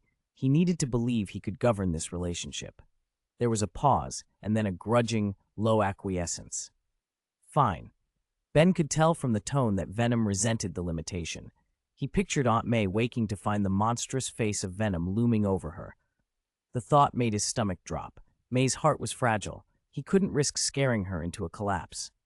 He resolved to bring up the matter with Norman after the test results came in, and to have Jessica note it in her report. He needed confirmation. Norman's judgment carried weight. By the time Ben reached the lounge, he was hollowed out by worry. He peeled off the battlesuit he'd been wearing and stepped into the bathroom. In the full-length mirror, it wasn't his own face that looked back, so much as a hint of the thing inside him. The reflection seemed to ripple into Venom's grimace for a heartbeat. He frowned. "It feels weird," he admitted to his own reflection. Chapter 178, Assassin, South America. The city here was a study in contrasts. Gleaming towers and manicured boulevards gave way in a handful of steps to stinking alleys and crumbling tenements. In the affluent quarter, the skyscrapers flashed like jewelry in the sun. In the slums, everything seemed forgotten by time. Narrow lanes, rickety houses, rotting heaps of trash. Theft, murder, looting, the worst excesses of human nature were commonplace. The law meant little here. Control belonged to the gangs, and among them, the Viper gang ruled this district. Jack had been an orphan raised under the Viper's protection. 2 ugly scars marred his face, one sliced from his forehead down beneath his eye, a souvenir from a brutal gang fight years ago. A machete had grazed the corner of his eye and nearly cost him his sight. Every morning when he looked in the mirror, he felt a tangle of emotions: fear at how close he'd come to dying, and a hard, ugly pride. The scar had won him respect and standing in the gang. Now Jack ran a small bar in the red light district. Its neon signs blinked and hummed at night, drawing in anyone looking for vice. What it sold most wasn't liquor, but deals that preferred shadows to receipts. That night, the place pulsed with sound and light. Jack sat behind the counter, watching the crowd with the cool attention of someone who'd learned to measure danger, as if weighing merchandise. A young gang member came running in, breathless and grinning. "Boss, I found something good," he said, voice cutting through the din. Jack looked up, interest sharpening behind his eyes. He saw in the kid a reflection of his younger self, hungry, eager to prove worth. "How hard?" Jack asked, voice low, almost businesslike. "Not hard. She's alone. Looks like a solo backpacker." Jack nodded. Lone travelers were the easiest prey in the slums. No friends, no backup. The kid added with a greedy glint, "She's foreign. Tourist." Disappearances of tourists were common here. The police rarely traced them. Opportunity thrummed through Jack. "Take me there," he said. The kid led him through the bar and into the street with two muscle-bound thugs in tow. Night in the slum had a hollow quiet, broken by distant voices and occasional footsteps. They reached a run-down hotel. The kid pointed to a second-floor window. "She's in that room. Here. The key." Jack signaled the kid to hold the downstairs and climbed with the two strongmen. His pulse quickened. He turned the key, gently eased the door open, and saw a young woman on the bed stuffing a backpack. Her blonde hair caught the dim light. She hadn't expected visitors. "Who are you? What do you want?" Her voice trembled. Jack cocked a smile that didn't reach his eyes. "Don't be afraid. We just want to talk." She tried to bolt. At Jack's silent signal, the two thugs seized her wrists and shoved her down on the mattress. She screamed, struggled, and begged, but the men were too strong. Jack watched her fighting with the detached cool of a man who'd long since learned the math of these streets. "Don't waste your energy," he said softly, leaning close. "Listen to me and you won't be hurt." Her eyes filled with tears. Despair edged into her movements. She realized no one would come to rescue her. Jack felt the old mixture, shame and resignation, settle in his gut.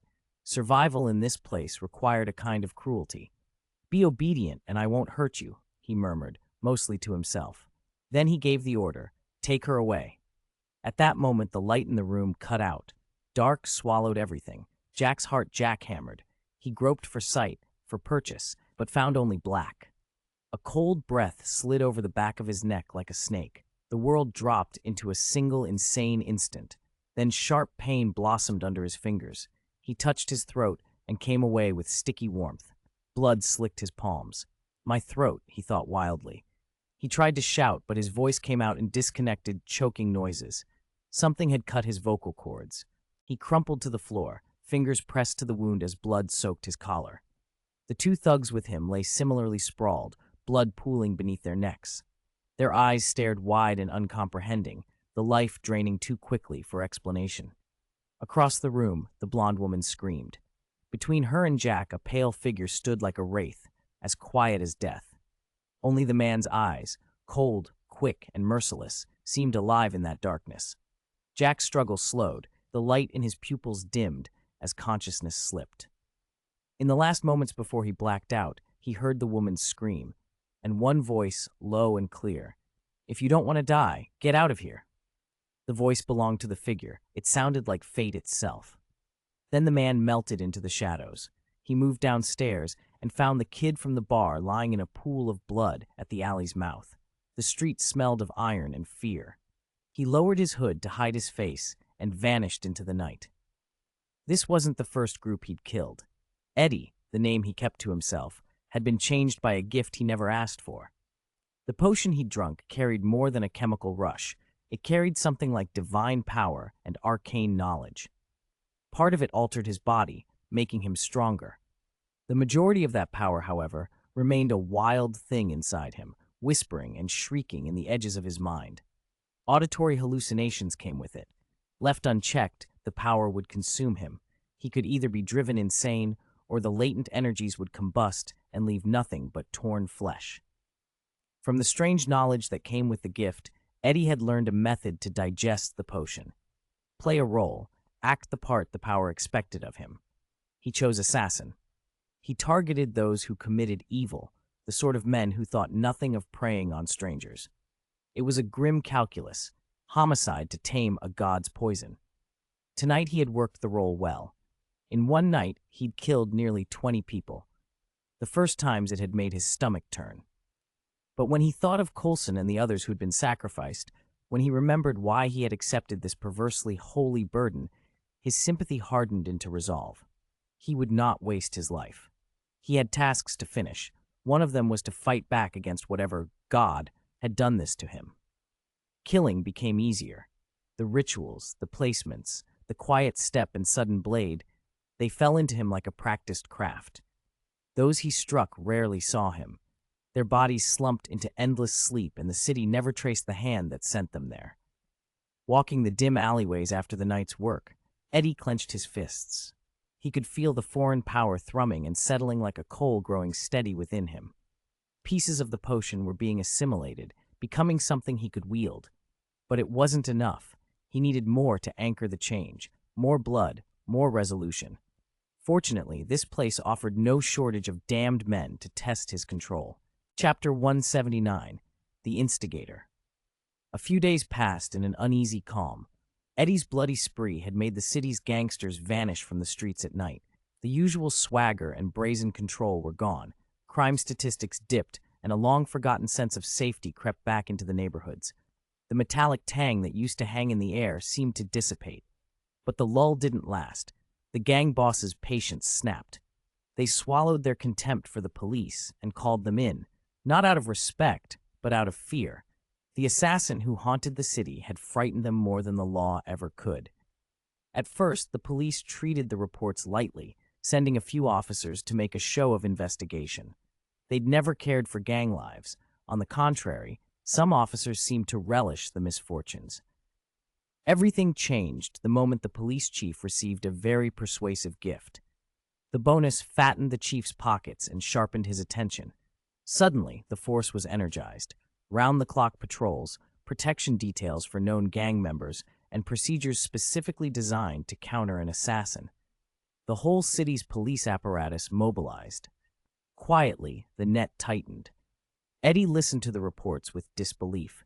He had been bold enough to move like a phantom through the city, but facing a coordinated police dragnet made continuing as an assassin unrealistic.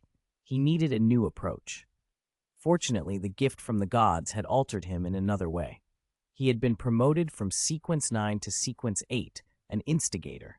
The new sequence didn't make him stronger in a fistfight, but it gave him a dangerous gift, rhetoric. As an instigator, he could stir other people's deepest desires and make his words unusually persuasive. He could fan conflicts and provoke disputes. It wasn't the weapon he had hoped for, but in the right circumstances it could be devastating. Eddie quickly realized how useful that talent would be undercover. He had done stealth work before and suspected he had a knack for playing roles. Now, equipped with the power to sway and inflame, he felt confident. He pored over the intelligence S.H.I.E.L.D. had sent and let a plan take shape, a single scheme to achieve several goals. He would digest the strange power inside him, continue striking at the gangs, and use his undercover position to investigate those mysterious church devotees who had vanished. If it worked, he could control the gang's movements and get closer to the truth. It was perfect. With the police guarding the streets, the gangsters finally enjoyed a peaceful night. They seized the reprieve and threw a celebration the next evening.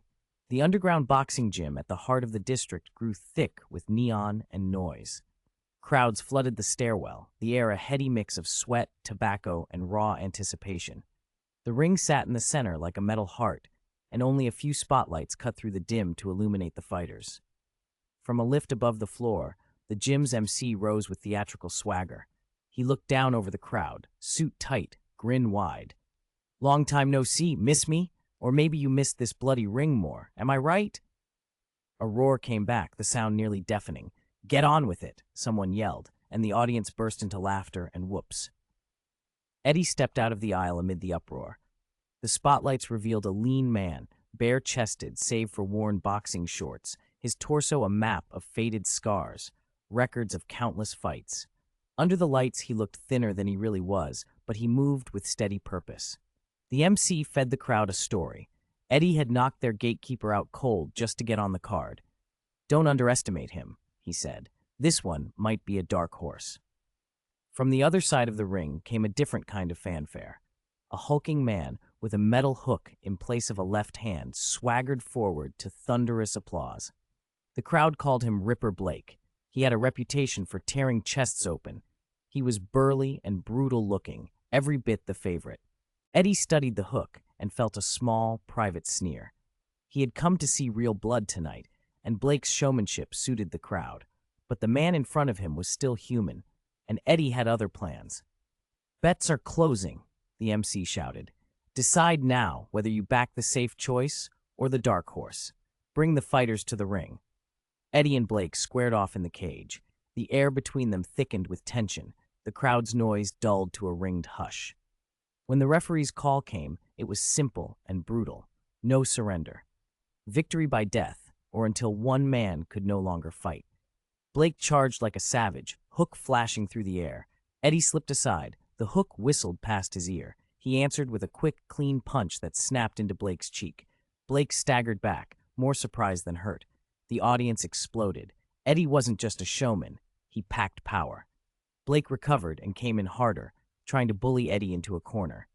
Eddie's movement was fluid, a blur at times. He avoided the iron snare and watched for patterns. When Blake overcommitted, Eddie struck, a crushing blow to the ribs, followed by an uppercut that rocked Blake's head back. The crowd went wild. Blake's attacks grew more frantic, more clumsy. Then Eddie slipped behind him and drove a blow into the back of Blake's skull. The big man crumpled to the canvas in a heap, motionless. For a long beat, the gym held its breath. Then eruption, cheers, stamping feet, a storm of voices praising the dark horse. Eddie stood in the center of the ring, breathing hard, sweat tracing paths down his face. He hadn't even been hit. Blake's violence had never connected. He received the MC's hand raise and did the obligatory lap of the ring before retreating to the locker room. He showered and changed into dry clothes, then walked into a locker room, still humming with the afterglow of the fights. 3 men with hard faces were waiting. "Eddie, come with us," one said. Eddie narrowed his eyes, gave nothing away, and followed them up a back stair to a private room. He kept his expression calm, even as his heart picked up pace. The private room smelled faintly of cigar smoke. Dim lights fell across a bald man draped in jewelry, gold and silver chains, rings glittering with different stones. 2 hulking bodyguards stood behind him like immovable sentinels. Through a one-way mirror, Eddie could see the ring below. The crowd was a blur of movement and sound. Another pair of fighters battered each other on the canvas, their blood mixing with sweat in a cruel, captivating rhythm. The bald man fixed Eddie with a low, gravelly voice. "Do you know who I am?" Eddie tilted his head, unflinching. "The owner of the gym?" The man's mouth curved into a scornful smile. "Heh, only one of the things I am. I'm the boss of the Viper Gang. This gym, this neighborhood, half the slums, they all answer to me." Eddie let the claim hang. S.H.I.E.L.D.'s intel had taught him that visible power was often a front. The man in front of him was the face, but not necessarily the source. Still, the excuse was useful. "Good boxer," the boss continued, greed flashing in his eyes. "From now on, you fight for me. There's money to be made." Eddie had planned for this. He didn't want to accept too quickly, to make the arrangement seem natural. 50, he said flatly. 50 for the first night, and my life is yours. The boss arched a brow. 50? He waved a hand, then laughed with extravagant generosity. "I'll give you $1 million. Eddie didn't tremble when the word left his mouth. 1 million, then. Done. Satisfied, the boss signaled a bodyguard. A heavy suitcase was produced and opened. Inside lay stacks of cash so thick they seemed obscene. Eddie took the weight of it in his hands and felt the rush that money always brought, the small, immediate exhilaration. But beneath it, his thoughts were cold and clear. This was necessary. This was the opening he needed. "Good," the boss said, eyes glinting. "From today on, you're mine." Eddie nodded. The deal was sealed. His plan had begun. Chapter 180, Separation of Venom. The Osborne building gleamed against the night, its floor-to-ceiling windows pouring cool, clinical light into the lab. Norman Osborn had built this high-tech facility to study symbiotes, and Dr. Allen had been running the current project. Instruments hummed and blinked around a central table crowded with scanners and containment gear. On the table, Uncle Ben lay still in the black Venom suit, letting the machines sweep across him. The suit's surface caught the lights and shivered as if it were breathing. Dr. Allen watched the readouts, fingers moving over the keyboard, eyes flicking back toward Ben through the transparent containment dome. The gravity of the procedure showed on his face. This was not a trivial experiment. "Spider-Man," Dr. Allen said through the intercom, calm and steady. "We're going to attempt separation now." "Okay," Ben answered without hesitation. He understood the stakes. If they could separate symbiotes from their hosts without harm, they might spare many people the parasitic threat Venom represented. But Venom did not agree. Black tendrils erupted from Ben's suit, coalescing into a grotesque mask that snarled at Dr. Allen through the dome's glass. "No. Why would you want to separate us?" Ben's voice was gentle. "Venom, calm down. This is just a test." "A test? Why test anything unnecessary?" Venom's voice slithered with contempt as its tendrils waved, restless. "Besides you, there are 2 other symbiotes on humans. We should be together. Why split us?"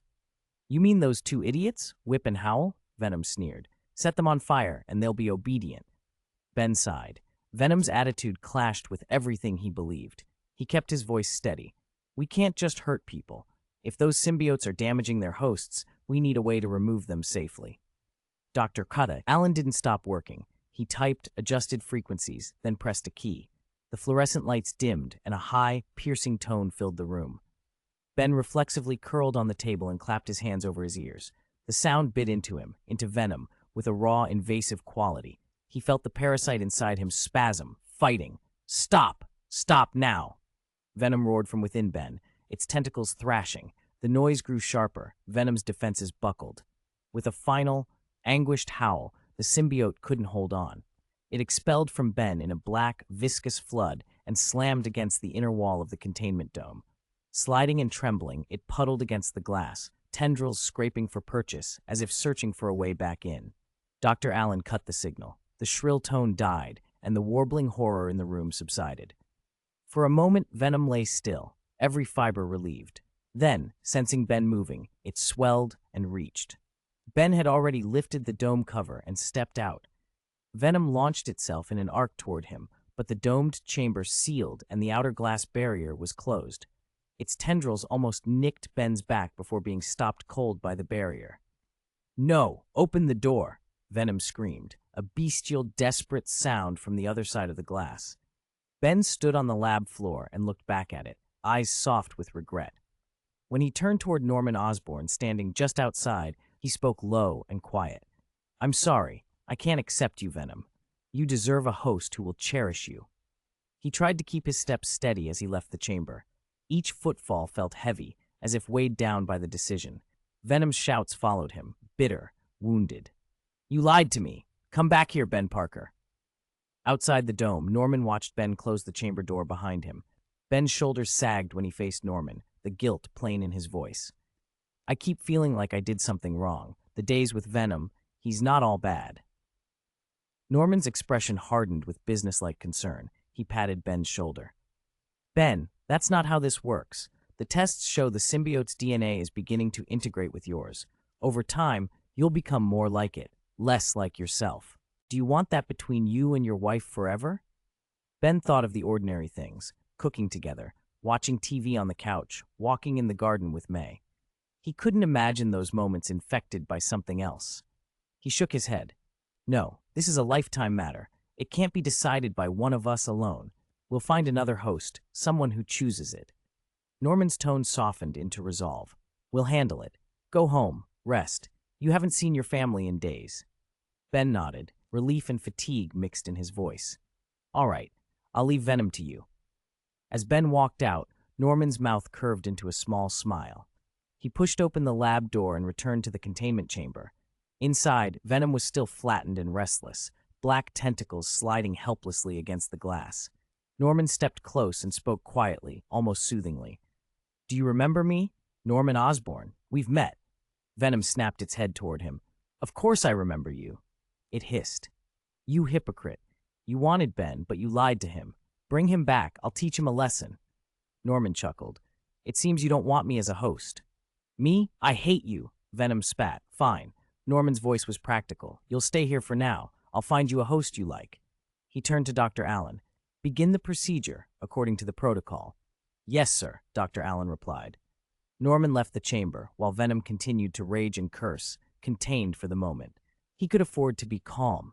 The lab's security and protocols were built for contingencies. Ben climbed to the roof afterward, needing air and distance. He stood in the night breeze, the city lights spread out below, trying to still the churn in his mind. After a long breath, he shot a web line to the opposite building and swung into the city, moving through the night like a dark bird. Soon he was back at the apartment he shared with Aunt May. He eased open a window, slipped inside, and changed out of the battlesuit into comfortable clothes. He felt lighter, almost ordinary again. The living room glowed with the muted light of the evening news. Aunt May sat in her recliner with her eyes closed, a peaceful smile on her face. Ben paused and watched the softness of her sleeping face, the years they'd weathered together, the small, steady moments that made life worth it. He leaned down and kissed her forehead. She murmured, opening her eyes. Oh, you're back. Are you hungry? You've eaten? Ben grinned, playful and tired. Not really, but I'd love whatever you make. Aunt May rolled her eyes, but her smile was fond. She patted his hand and headed to the kitchen. Ben followed and leaned in the doorway. Where's Peter? I didn't see him. She busied herself, flipping something in a pan. Who knows? Haven't seen him in a while. Maybe he's finally found a girlfriend. Ben's smile softened with fatherly pride. About time. They fell into the easy rhythm of cooking together, the clatter of pans and the smell of dinner filling the apartment. For Ben, the ordinary quiet of home felt like a sanctuary, more precious than any victory or experiment. Against the night's noise and the lab's clinical hum, this was the life he had chosen, and the life he would fight to keep. End of chapter.